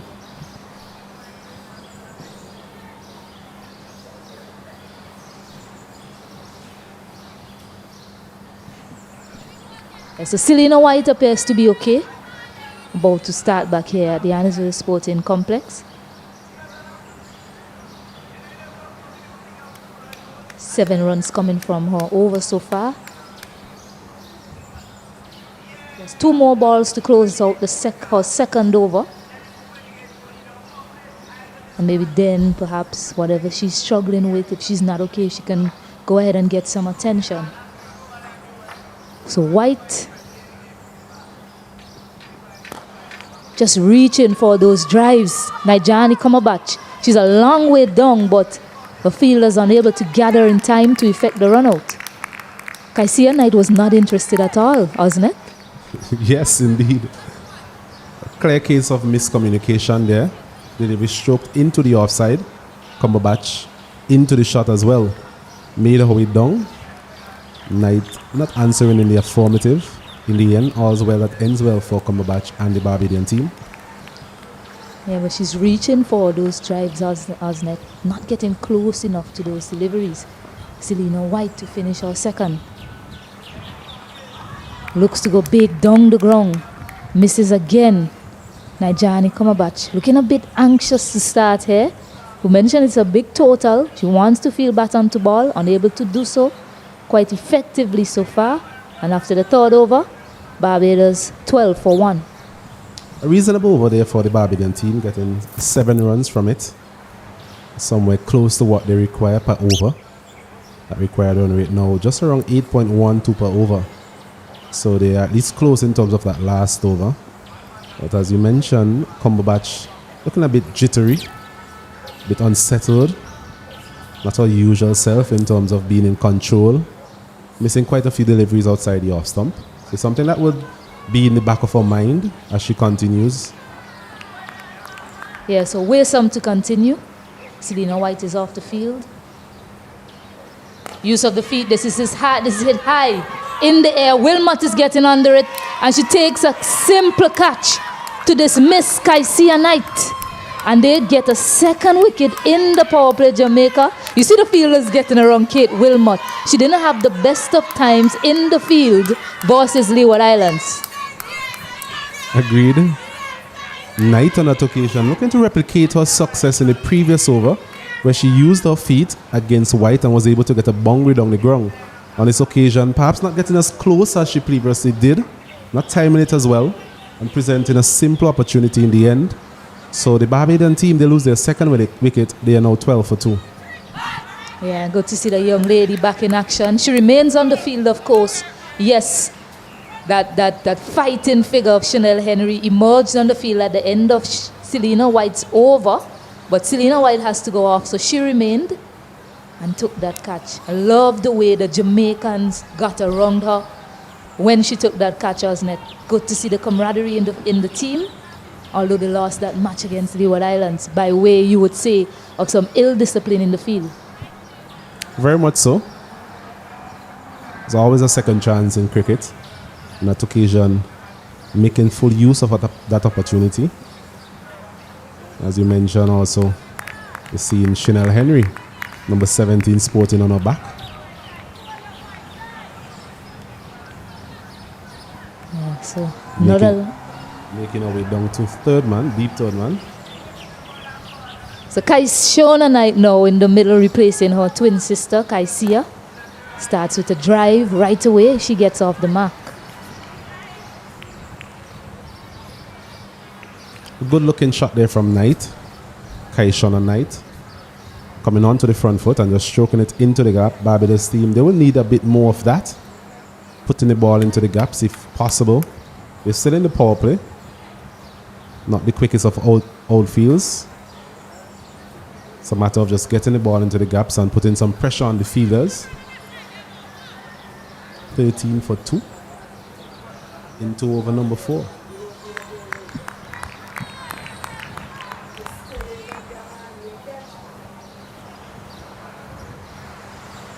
Gets back onto it that time. Really well played.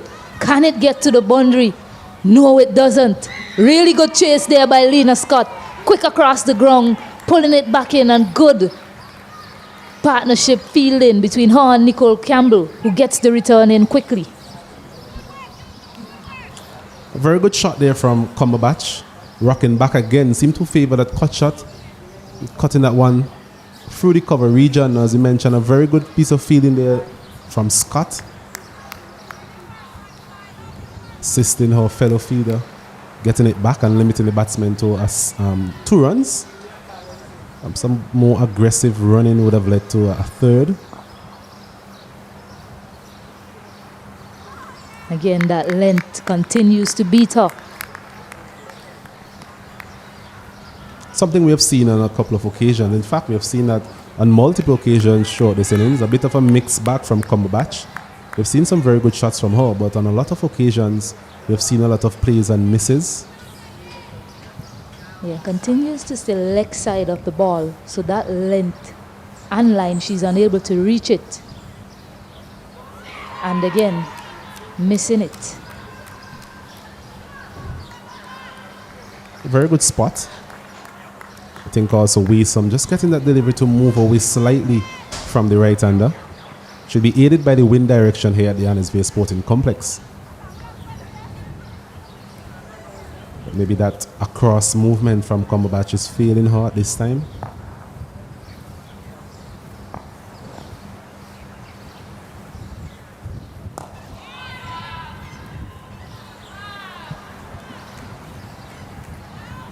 Yeah, good to see the Pacers in action as well. Jamaica at the end of 4 overs, Barbados woman 15 for 2. Typically, most teams would have already turned to spin by now. We've seen in this match both teams using pace, I beg your pardon, for the first 4 overs of their bowling innings. And as I say that, Vanessa Watts has ball in hand. Well, I think it's always going to be likely the fact that White would have left the field. She started out bowling from that administrative centre end, bowled her 2 overs, somehow sustained somewhat of an injury, so she has left the field temporarily. At least that's what the Jamaican team will be hoping. And in comes Vanessa Watts, has bowled consistently throughout the tournament, hasn't had a lot of wickets, but she has done a job for the Jamaican team. Yeah, with Selena White gone, the only other pace option will be Chanel Henry. Not sure what her comfort level is like to run in and bowl. We'll see what that is like as this innings progresses. So Vanessa Watts now to Shona Knight.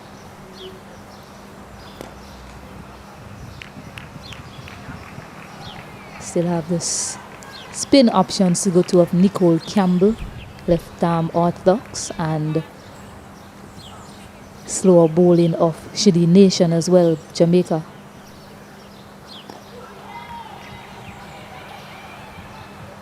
Cheeky single taken there. Well done in the end. Fumble by the fielder Kenisha Ferran. It's an important part of the game, the introduction of spin. We've seen throughout the tournament the Barbadian team have struggled somewhat to negotiate as well as score against the spinners. This occasion, spin being introduced inside of the power play into over number 5. Cumberbatch so far has struggled to get any sort of rhythm to her batting. So I'm sure she'll be eyeing up, maybe putting some pressure on Watts, given the fact that we are still in the power play.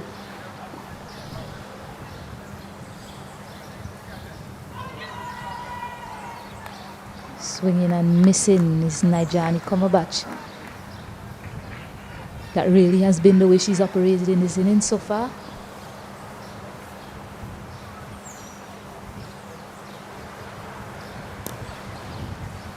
Get some bat onto it that time, much closer in terms of the line.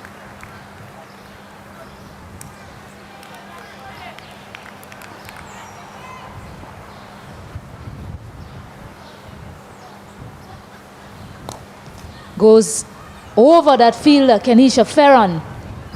Challenges the boundary, just makes it with there. And that's her first boundary, Nigel Cumberbatch. Better option from her. Looking to intentionally get it over the infield. I'll tell you what, it's a very good shot from her. Against the spinner, against the off spinner, coming back into her. She was able to go onto the back foot, something that she has favoured so far in this innings, and just managed to get it over that fielder at mid-off and into the fence for 4. So well played by her.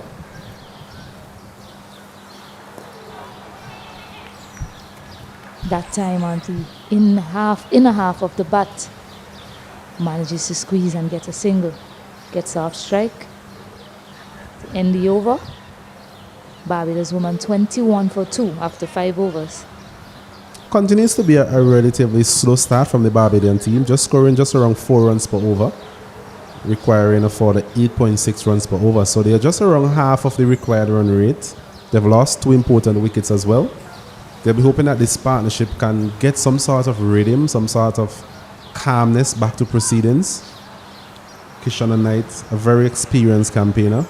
Cumberbatch mentioned a young player trying to make her way through.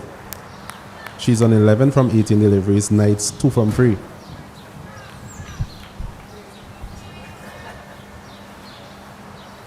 Nishan Waysome now. Can they take advantage of this last over in the power play, Barbados? Nice looking drive, but cannot beat the fielder. Vanessa Watts there at extra cover. I think she's in a better position to play that drive on that occasion. Getting further forward, closer to the pitch of those deliveries. Not something we've seen previously from her. Mentioned already, staying a bit leg side of those deliveries. For a delivery, not able to capitalize on it. Good 2 balls to start the over from Nishan Waysome. Waysome continues to impress into a third over, 1 for 5 so far. So she has kept things relatively tight and of course got that wicket, which is always important.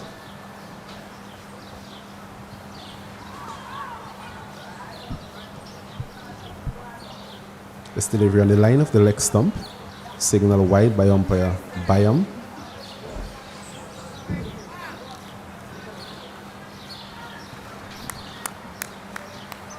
Barbados needing a further 128 to win. Definitely a long distance away. Makes connection that time. Didn't get close to it. It just holds up inside the boundary. So they managed to get 2. Going over the infield well is Nigel Cumberbatch. That's another good looking shot there from Cumberbatch. We saw one previously of the spinner.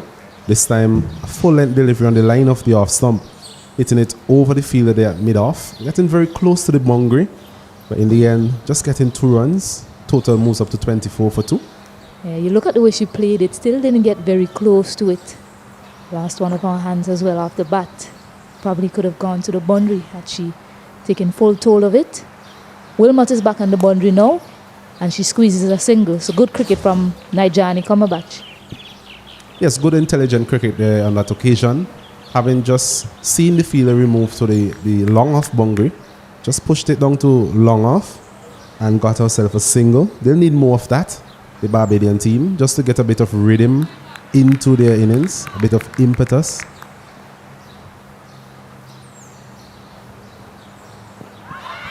There's a loud appeal. They're still appealing. An up-front Bayam answers in the affirmative for Jamaica. And they pick up a third wicket in the power play. Doing the business here, the Pacers. All 3 wickets fall into pace so far in this innings. I think the umpire took a while there to assess whether or not he was going to give it out. It was a full-length delivery, hitting the pads on the full. So it's always going to be quite an easy decision in the end. Umpire Bayama judging that one to be heading on to hitting the stumps. So another wicket goes, 25 for 3, the Barbadian team, losing the big wicket there of Kishana Knight. Yeah, given how long he took, you look at Waysome there. It looked like it took everything out of her to appeal. The length of time she was appealing for. In the end, getting the desired result. So a third wicket goes down in the power play. 2 young batters in the middle.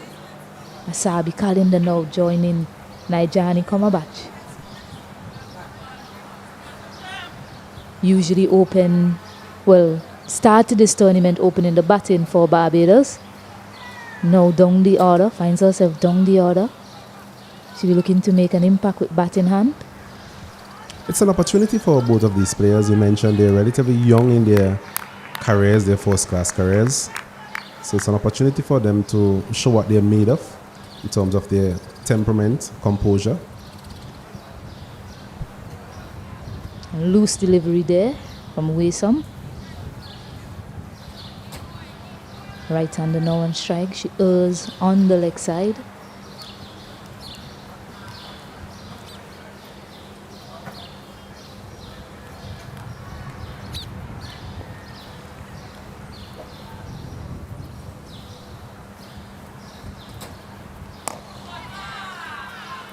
Good delivery to finish. Well played as well from Asabi Kalina. And that ends the over and the power play. Barbados 25 for 3. Behind Jamaica at this stage, Jamaica, they were 27 for 3. We mentioned that they needed to do better than Jamaica in the power play. If they are to match this total, 25 for 3 after 6 overs. 26, I beg your pardon. Another good over there from Waysome, just conceding 4 runs and of course getting the wicket of Knight in that over as well. So she has been quite economical so far, 3 overs, 2 for 9. And she's also been able to add something to that 4th column. Barbados women, they are 26 for 3. Currently scoring at just around 4.46 per over. Recurring for the 8.75 runs per over. As we see Watts to continue from that administrative centre end. A wide delivery to start. And to continue with me here in the commentary box, it will be Alan Sukrukshan. Good morning to you, Alan. In fact, good afternoon. Yes, good afternoon to you, Ozzy. Good afternoon to all our viewers. Short reply here from Barbados so far, 6 overs into their reply. Chasing down 150. It's a big chase. This one is flighted and punched down the ground. Perhaps looking to go through the offside that occasion. The field on the offside is up. But just tugging it down to long on for a single. Cumberbatch. We've seen her playing a lot of shots, Alanson, but hasn't been able to consistently find the middle of her bat. Yeah, aggressive intent, aggressive player she seems to be, but I think just could walk a bit on the execution and shot selection, and maybe rotate the strike a bit more as well. Calendar is a bit more of a technically correct batter. Doesn't seem to be too aggressive, so she will need to get going quickly if they are to chase. Another good delivery outside the off stump. A bit quicker, a bit flatter. Looking again there to punch that one through the offside was Calendar. Missing it completely.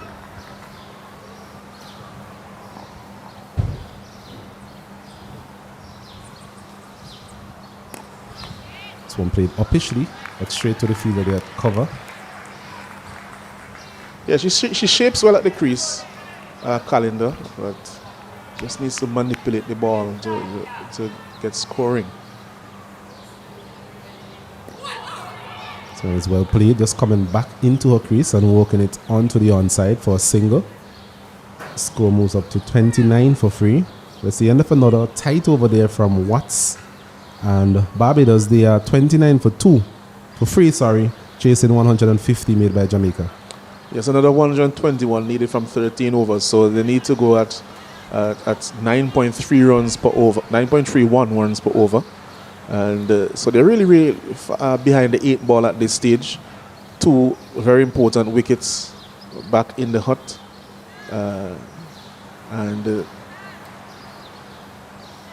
It's an interesting position for them to be in at this point. It's actually 3 wickets that have been dismissed. Scoreboard just a bit behind time, I think. Knight has already been dismissed. Well, both Knights, I would say. It's going to be Nicole Campbell with our off spinners. Left arm orthodox, to continue proceedings here from the Beckway end. Seen quite a bit of her in the tournament. This one, not the best of starts outside the off stump. Signal wide by umpire Byam. Barbadian team here need to bat out of their skins really if they are to get anywhere close to this total. Sweeping this one nicely out to deep mid wicket for a single. Good option there from Calendar. Yeah, as I mentioned before, she shaves very well at the crease. Seems to have a very good batting technique. But just needs to work on the options to rotate the strike a bit more at the beginning of her innings. Kaubash as well seems to be a more aggressive batter, but hasn't really found the gap as many times as she would have wanted to today. This one is punched down to long on for a single. They're both young players, as we mentioned, so it's an opportunity for them to learn quickly in terms of how they are going to go about their innings, their strengths, their weaknesses, how they can counter different type of bowling. It's all part of the learning curve for these players in this tournament. Yes, and you venture as far as to say that what you have seen from them so far as 2 young batters, that they potentially can have a high ceiling. Agreed.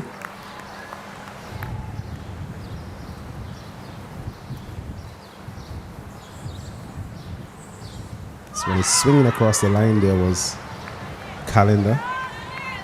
Bit of turn across. Yeah, missing it completely.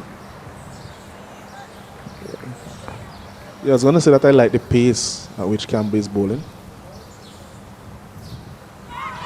Bit of turn again from over the wicket, going across Calendar, beating everything. It's a very good start here from Campbell. Yeah, just enough turn. Not a huge turn by any means, especially from what we've seen from some of the other spinners in the competition. But a lovely pace, nice flight. This one with just a bit on the leg stump. Calendar seemed to favor that sweep shot. Gets just enough bat on it to get a single down to short fine leg. It's the end of the first over there from Campbell, just 4 runs conceded. And at the end of 8 overs, Barbados, they're 33 for 2, chasing a total of 150. Yes, 33 for 2. They need another 117 from 12 overs. And the run rate is slowly going up towards that 10 mark in terms of what is required. At the beginning of the innings, they needed 7.5 runs and over to get to 150. Now they need 9.75. So I think they really need to get going. The best way to do that, I think, will be to try to rotate the strike of as many deliveries as possible and put away the bad delivery. Try to reduce those dot deliveries, because they would mount pressure on them and cause them to have to take more risk in order to come close to or achieve this total set by Jamaica on the back of that brilliant century by Chanel Henry. I think it's easy for us to say they need a Chanel Henry type player, a Chanel Henry type innings from here. Someone who can really put pressure on the bowlers and clear the field.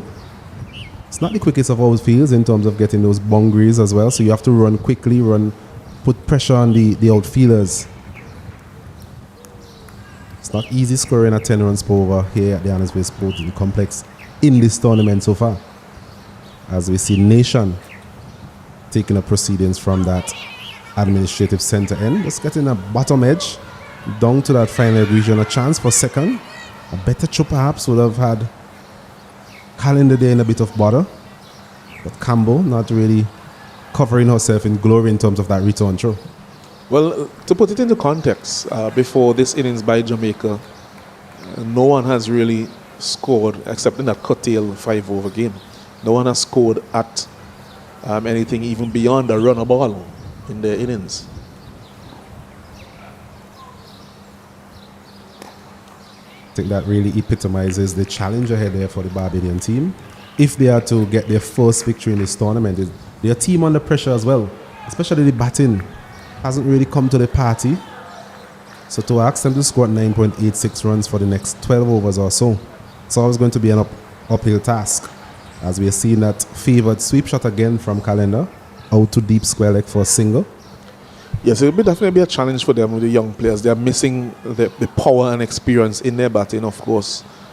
Two most senior players, not just for Barbados, but also West Indies, in terms of the batting and also the skipper, Matthews. It's a lovely flighted delivery. Bit of drift away from the right-hander. There was Cumberbatch again, eyeing that offside region, but failing to make any sort of contact. Not a dot delivery.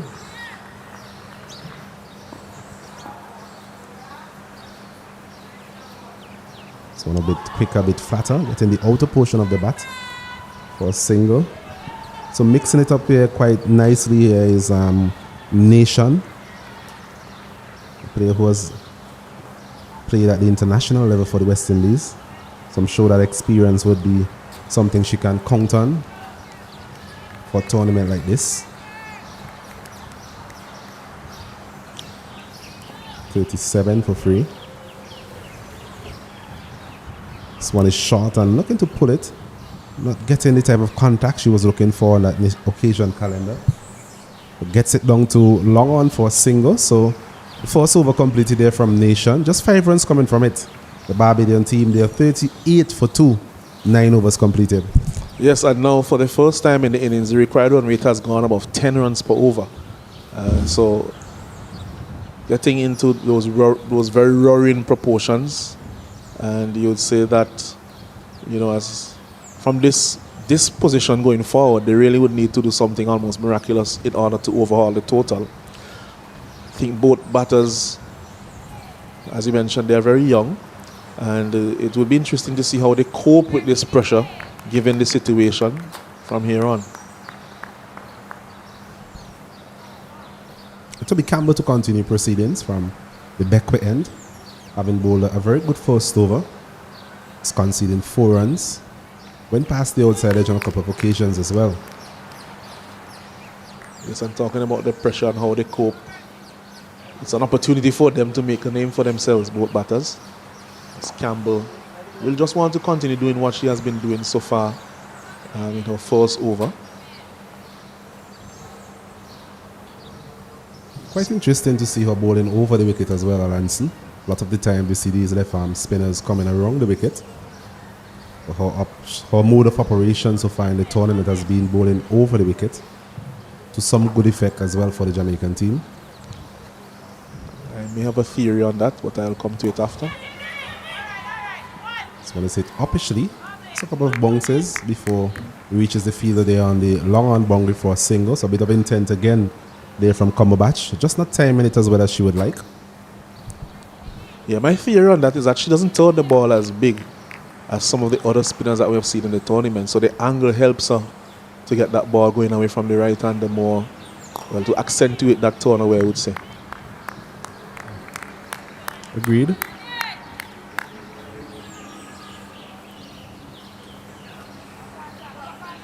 Quite simple in her approach. Campbell doesn't try too much things. Sticks to the basic. Sweeping again is Calendar. Into the gap, should be able to come back for second. No. Not the best of running there between these two. I hope it is not a case where they have already given up. Still have to show the basics in terms of the intent. We saw the previous delivery going down to long on, and there was apprehension about running down a single down to long on. So they need to still be switched on here. Yes, that angle again we spoke about earlier on Alanson. Going across the right-hander. It's important with the ball going even further away that you don't open the face too much when playing the shots through the offside.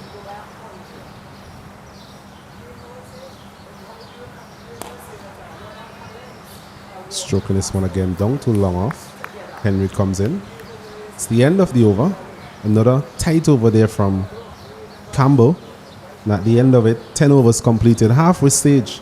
Barbados women there 42 for free.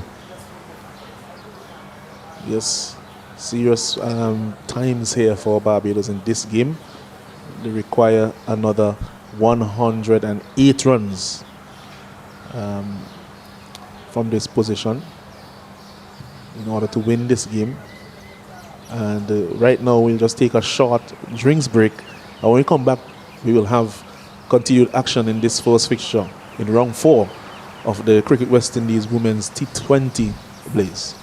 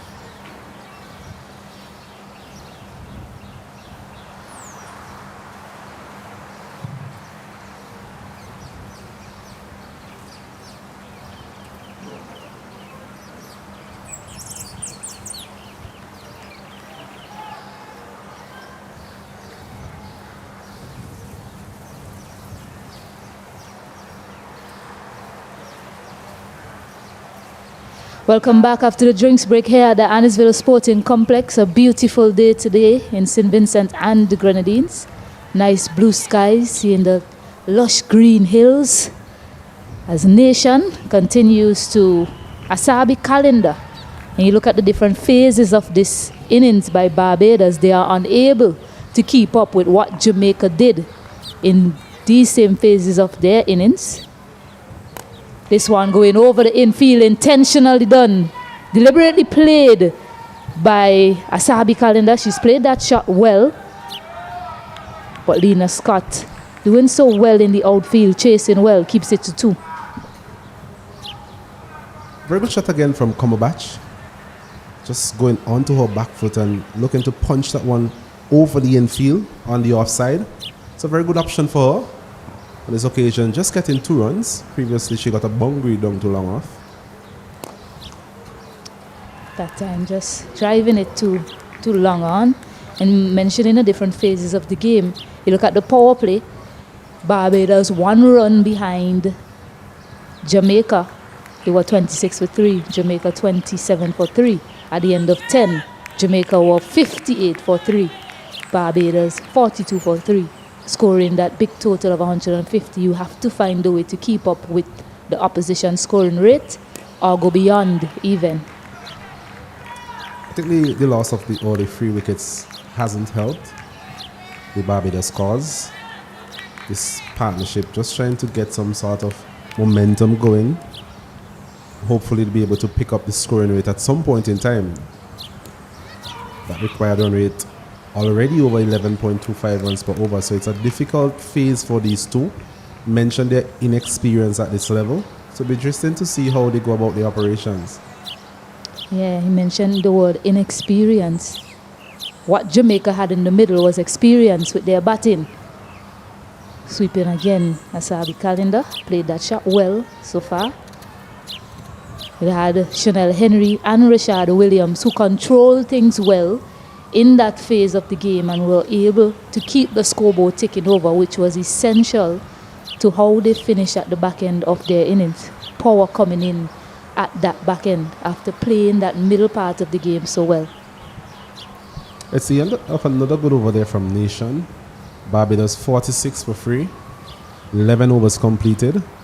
So they need just around 104 runs from 9 overs. Very tall task if you ask me at this point in time.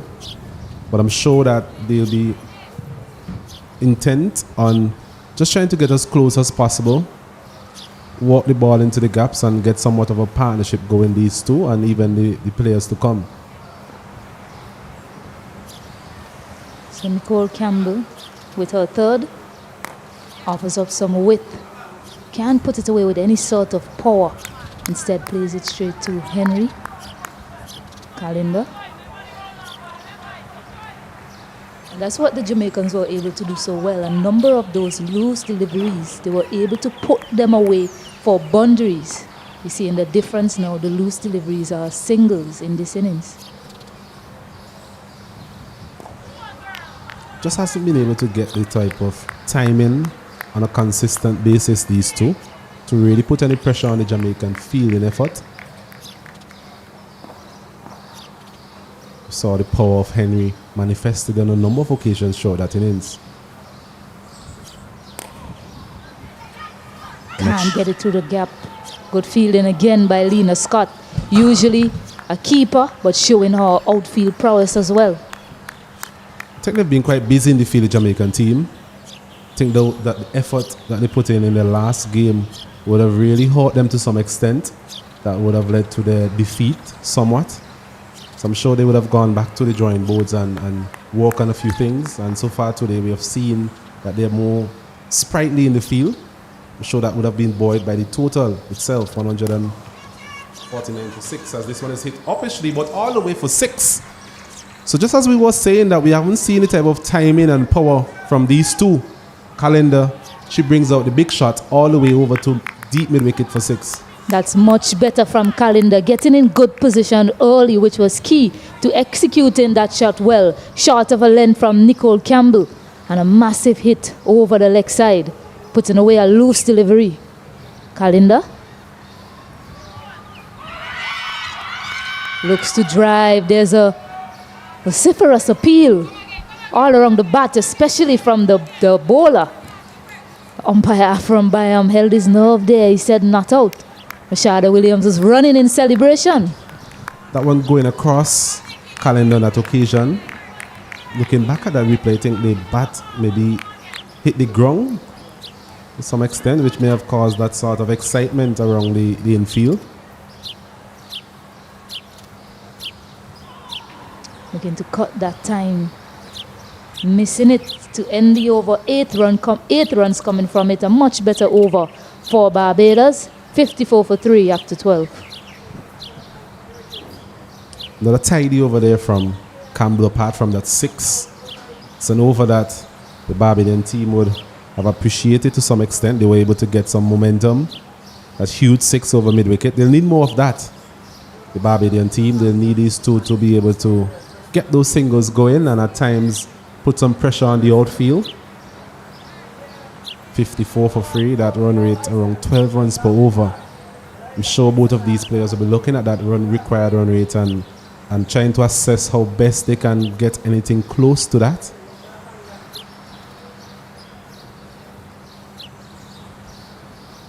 As we see the woman of the moment in terms of the batting effort of the Jamaican team, Chanel Henry, makes her way into the bowling attack. I didn't think it was going to be long before she took the ball in her hands. Henry loves to be in the competition. Back to pace now, Jamaica. Getting nicely on her toes, playing it back to Henry. Not able to find the gap. Cumberbatch. She's certainly not a player who will give any half measures, whether it's with her batting, her bowling, or even in the field. Someone who always gives 100%, Chanel Henry. Very professional in her operations.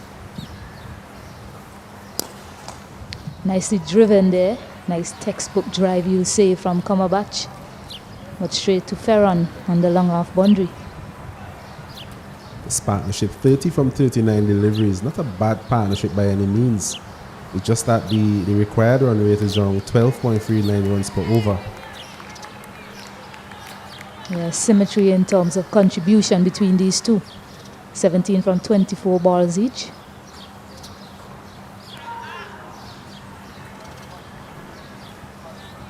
So wide delivery there from Henry.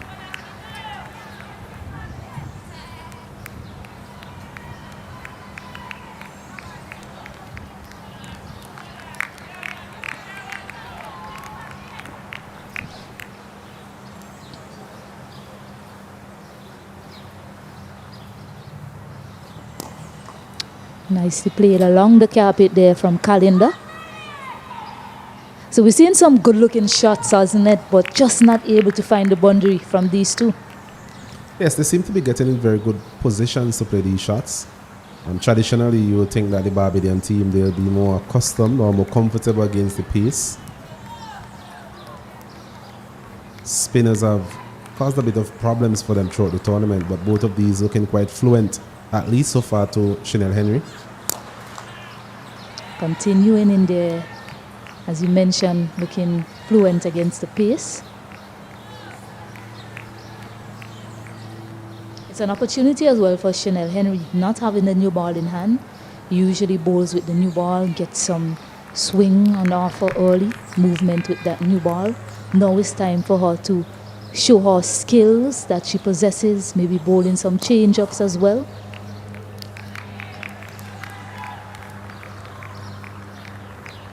And of course, she's coming into a situation where the Barbadian team, if they are really going to win this game, they have to be ultra aggressive to some extent from here on. So it's an opportunity as well as a bowler with the batsman being that attacking, that you'll have opportunities being created. A dot to finish the 13th, and Barbados 58 for 3. Very good over there from Chanel Henry, not conceding a boundary, and I'm sure as long as that is the case, it will always mount some pressure on the required run rate, which at this moment in time stands at 12.26 runs per over. Singles, while being important, they have to be complemented with boundaries from here on if the Barbadian team are to get anywhere close to the total here from the Jamaican team. They require for the 92 from 42 deliveries. Yeah, it looks a long way away for Barbados. You'll also add that the batters to come, from what we've seen in the tournament so far, they do not possess the type of power that Chanel Henry has. We have to go back to her, because she is the perfect example of what power is in this match so far. Agreed. Barbadian team will be hoping that even though they can't match her in terms of their 6 hitting, they might get a few boundaries away, a few fours, but we mentioned also that the outfield is not the quickest. So it's really going to take a lot of timing and to some extent power as well. These two have shown reasonable power so far. We saw a big 6 from Calendar previously, and Cumberbatch has found the boundary on a couple of occasions as well. A change of mind from the skipper.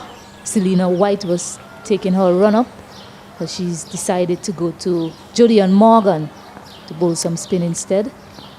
Continuing with the slower stuff from this end.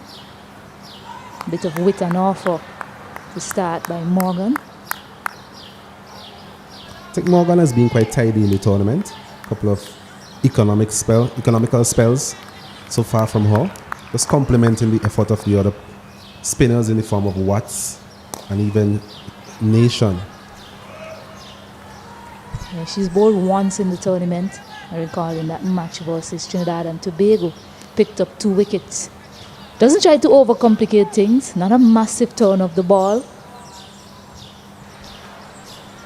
But just looks to vary her lines and lengths to the batters. Proven to be effective so far. Looks to go down the ground, but not enough power.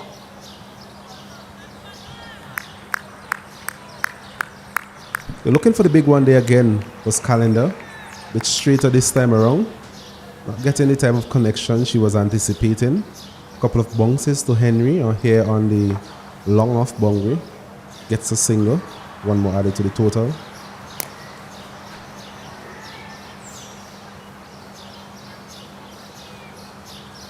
Dealing in singles here, the Barbadian team.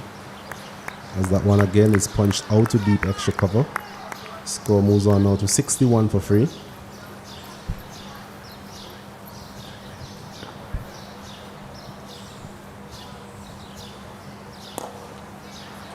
Going to hit that one forcefully, but can pick the gap.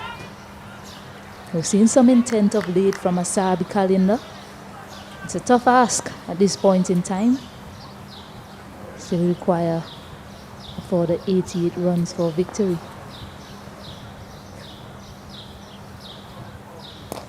That one kept a bit low.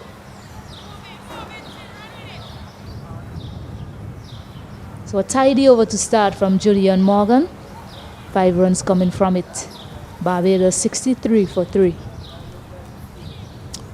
Those 5 runs, as you mentioned, from Morgan. I'm sure her captain will be quite pleased with that effort.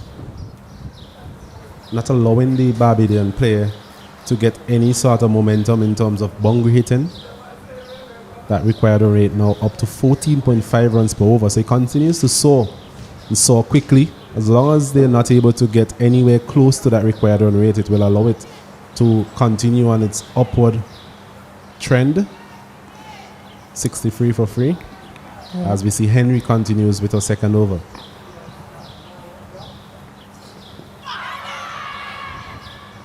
Yeah, you mentioned that the skipper would be happy, but I think Jamaica, they'll be happier if they're on their way to victory, given the amount of balls remaining and the batting on display so far from Barbados. But what they'll want to also get out of this game is any added bonus points. You look at where they are on the points table, or where they were coming into this match. They were 4th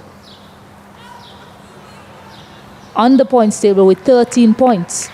Guyana on top with 22. You have Leeward Islands 20, Trinidad and Tobago 20 as well. They're in 3rd. Jamaica 13 points. So yes, it's likely that they're going to get a victory, but I think they'll also be chomping at the bit to collect any other bonus points that they can in this match. And of course, you'll get one if you bowl out the team and you control the back end of the innings, restricting the batters to score at less than 5 runs per over. That's another way to get a bonus point. And wickets will help as well. They've only managed to pick up 3 so far. Jamaica. Both innings following a similar template in terms of the loss of 3 early wickets and then somewhat of a partnership.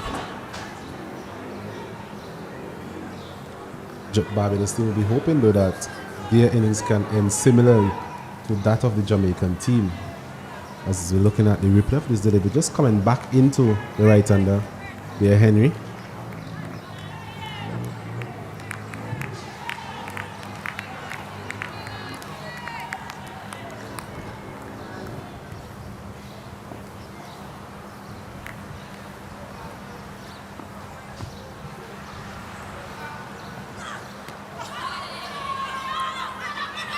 It's again a similar delivery, causing a bit of discomfort there for Cumberbatch.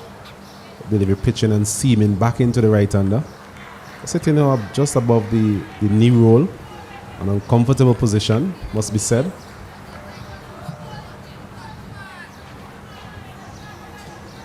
Partnership up to 41 from 54 deliveries.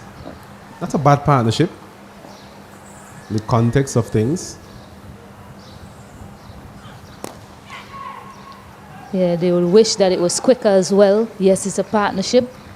Haven't had a lot of those in the tournament.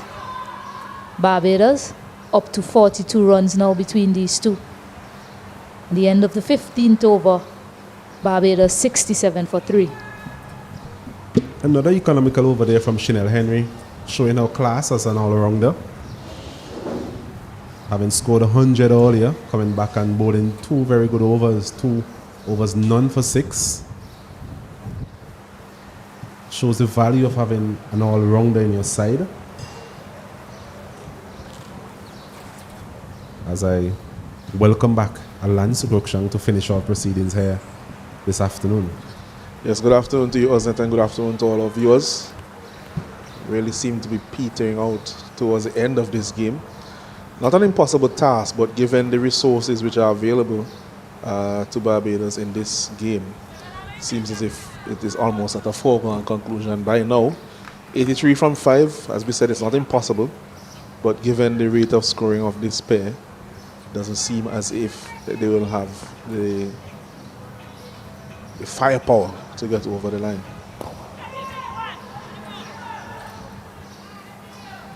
This one is struck down the ground by Kalinda for a single. I'm impressed with her technique, as I said before when I was on last. Seemed to have a fairly organized game. So I said young players, so they will learn to maneuver the ball a bit more and get the singles. Breaking of the wrist, manipulation of the field and so on as they play more cricket.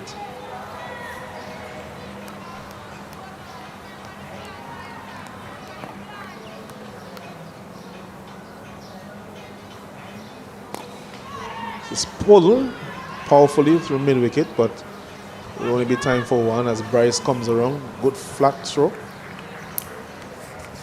Good feeling there from her. Keeps it down to a single. Not the best of efforts there from Watts, I think. They had short mid-wicket. Somewhat of a dive. Never really got anywhere close to it. Struck quite powerfully from Cumberbatch. But well set field from the captain. This one is hit. A big appeal as she was looking to pull this one over the mid-wicket area. A very slow delivery there from Morgan, really taking all the pace out of that delivery. They have to go searching to hit the boundaries, and so being well aware of that, just taking all the pace out of it. Almost got a wicket. Oh my, this one is again very close to the off stump, perilously close. As Calendar was looking for that sweep shot that she favors.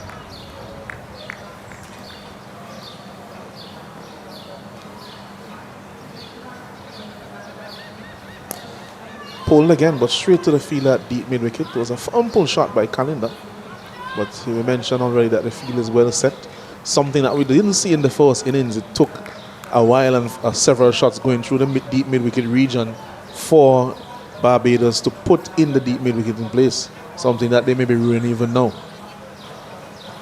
Yeah, definitely another economical over there from Morgan. Just not allowing the Barbadian pair to get on top of her to any extent. 70 for free.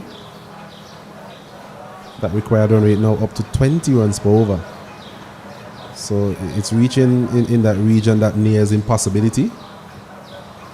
But I'm sure these two would just try and bat as long as possible and perhaps work on a few things that they can improve on.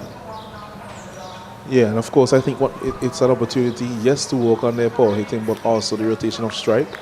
They are young players and they will learn from this experience. Henry's in again down the leg side. Wide call there by the umpire. Just admire the way Henry goes about her operations, Alansi. Just seems to be that player that always has energy into a third over. None for 7, no letting up from her.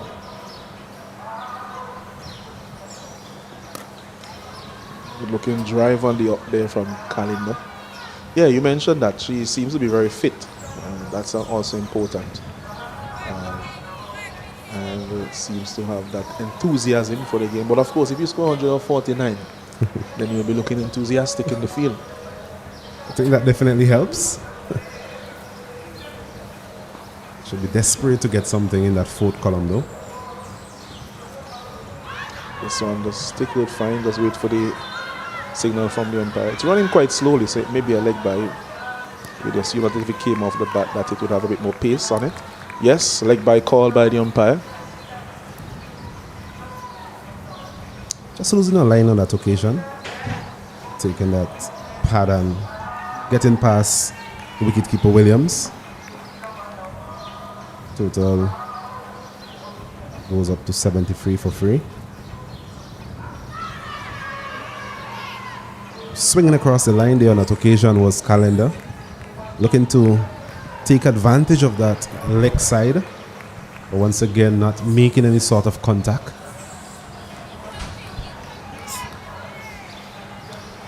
Just losing a shape to some extent. Yeah, the dot balls will be a big concern for the Barbados team. Not just in this game, but I think generally for a lot of the teams in this competition.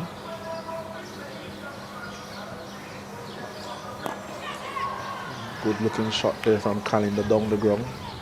As I said before, she seems to be quite organized as a batter. And we look forward to seeing if with experience, if she will then blossom and get close to her ceiling in terms of potential.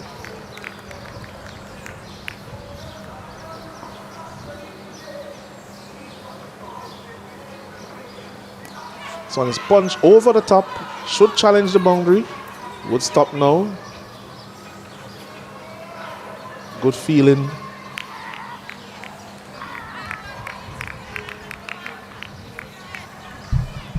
That delivery offering a bit of width outside the off stump, but there was Cumberbatch looking to punch that one through the offside again.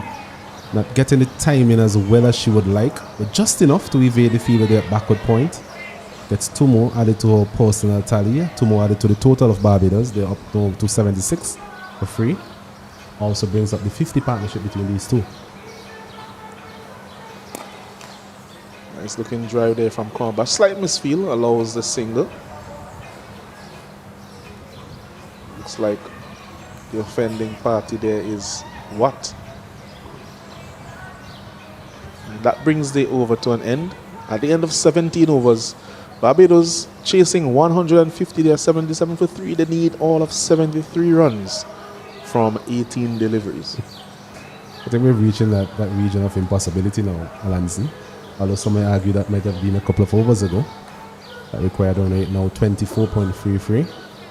Calendar, she's there on 26 from 39 deliveries. Cumberbatch has been there for a while, 32 from 50. These two looking to just bring a semblance of pride to the Barbadian batting effort. Absolutely. As Watts will continue, vice captain for Jamaica. Good. Driven down the ground for a single by Cumberbatch. So these are the two young promising batters for Barbados. The men and the... It would only be well for them to have this partnership in terms of their future and their development. Watts continues. Another single. Good feeling there. Looks like Scott. Just been quite a bit of a live wire in the field. With Scott. We've seen all over the field this afternoon. I think in general the Jamaican fielding effort has been quite commendable. This one is over the head of Scott. He's quite diminutive, but very quick over the ground. It was this time he was looking to hit that one probably straighter down the ground or on the onside Calabash, getting a leading edge, but survives. Doesn't go to hand.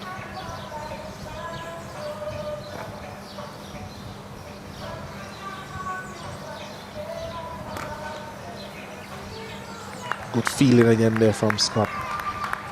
Really, I say that she would be the Jamaican equivalent of Mango for a guy, not just everywhere in the field. This one, not a single down too long on, so quite calm here. The Jamaicans not conceding anything more than a single with regularity, and a lot more than singles are needed now. In fact, quite a few sixes are actually required from this position. Another single to the total, which brings an end to over number 18. At the end of 18 overs, Barbados, they're 82 for 3. They require 34 runs and over from here because they need 68 from 2 overs. Not mathematically impossible, but definitely highly improbable. Yes, the Jamaican team continue to squeeze the Barbadian effort, not allowing any sort of run scoring of note.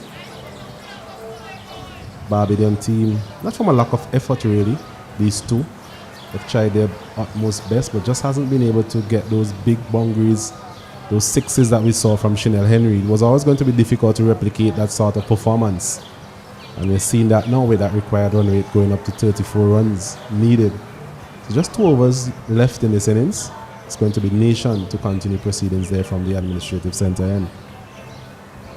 This Nation eating outside the off stump is Calabash. There's a deep mid wicket, a long on, a long off in place, a sweeper cover, so all the potential for fielders are outside the circle.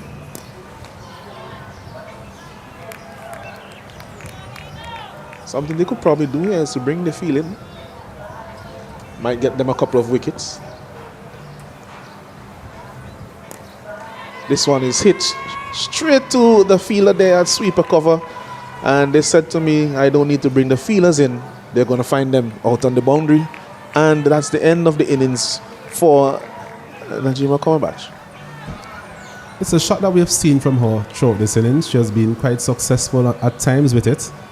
Got a boundary quite early in her innings, but in this occasion, just finding the fielder there out on the deep extra cover boundary, who took a rather simple catch in the end. So she goes after a well-played 35, it must be said, in the circumstances.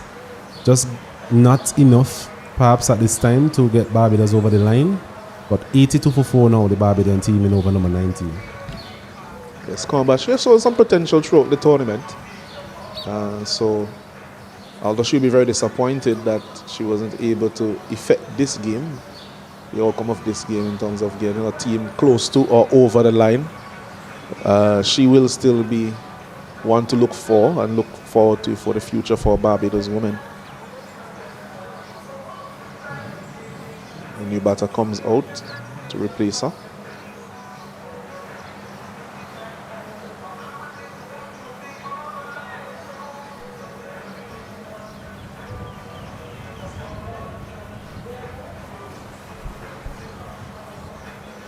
Canterbury, the new batter,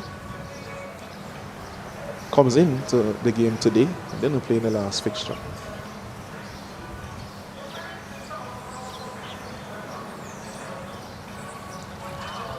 beaten outside the off stump as Nation continues to apply the pressure.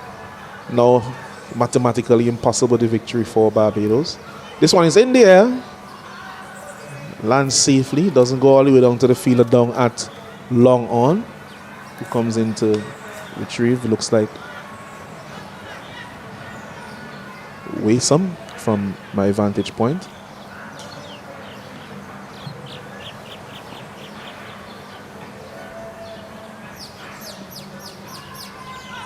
That's a loud appeal. But not out, says the umpire. And that's the end of the over. 83 for 4. Barbados need the impossible task of scoring 67 runs from 1 over. The Jamaican team continue to do well in terms of limiting the scoring opportunities of the Barbadian batters. Another tight over there from Nation. It's going to be Watts to finish off proceedings. 3 overs, none for 14 so far. It's just punching it out to the fielder there at short extra cover. No possibility of a run.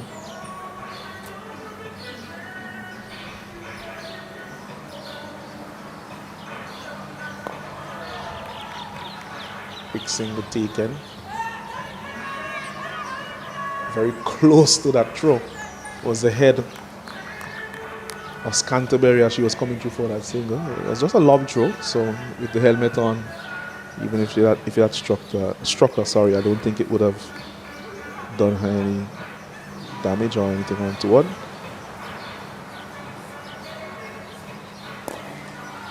Not a single, so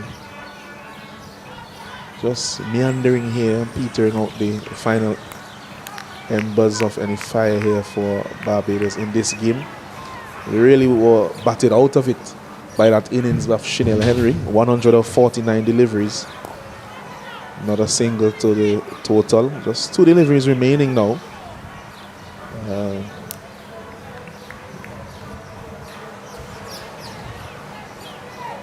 It's really no long been a foregone conclusion, the outcome of this game.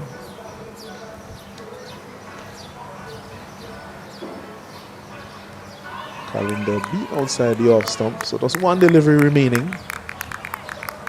87 for 4 are Barbados, and this is something that they have to work on. You can't keep batting out the overs and having several wickets in hand and not really getting into your full batting, especially when you need so many runs. So this is a single just to end this innings for Barbados. They will be defeated here by Jamaica.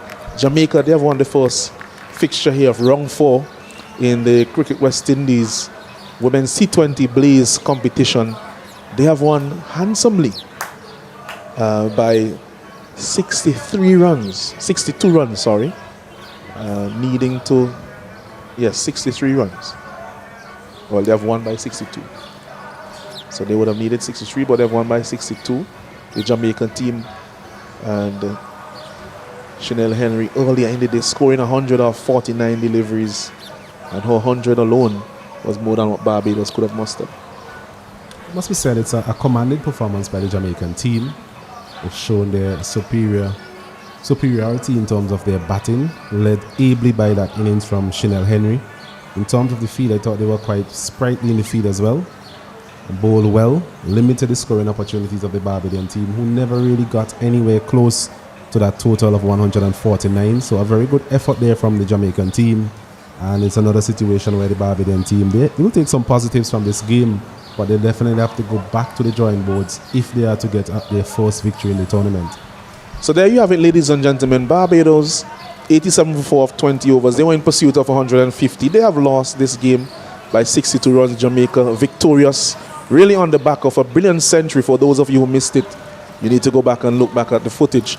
A really brilliant century from Chanel Henry, 149 deliveries. Really the standout innings of the tournament by some distance so far. Of course, we still have some matches remaining today. In the second fixture at 2:30 p.m. local time, the Windward Islands will take on the Leeward Islands. And in the final game this evening, Guyana will play Trinidad at 7 p.m. So do join us then. But for now, it is goodbye until later.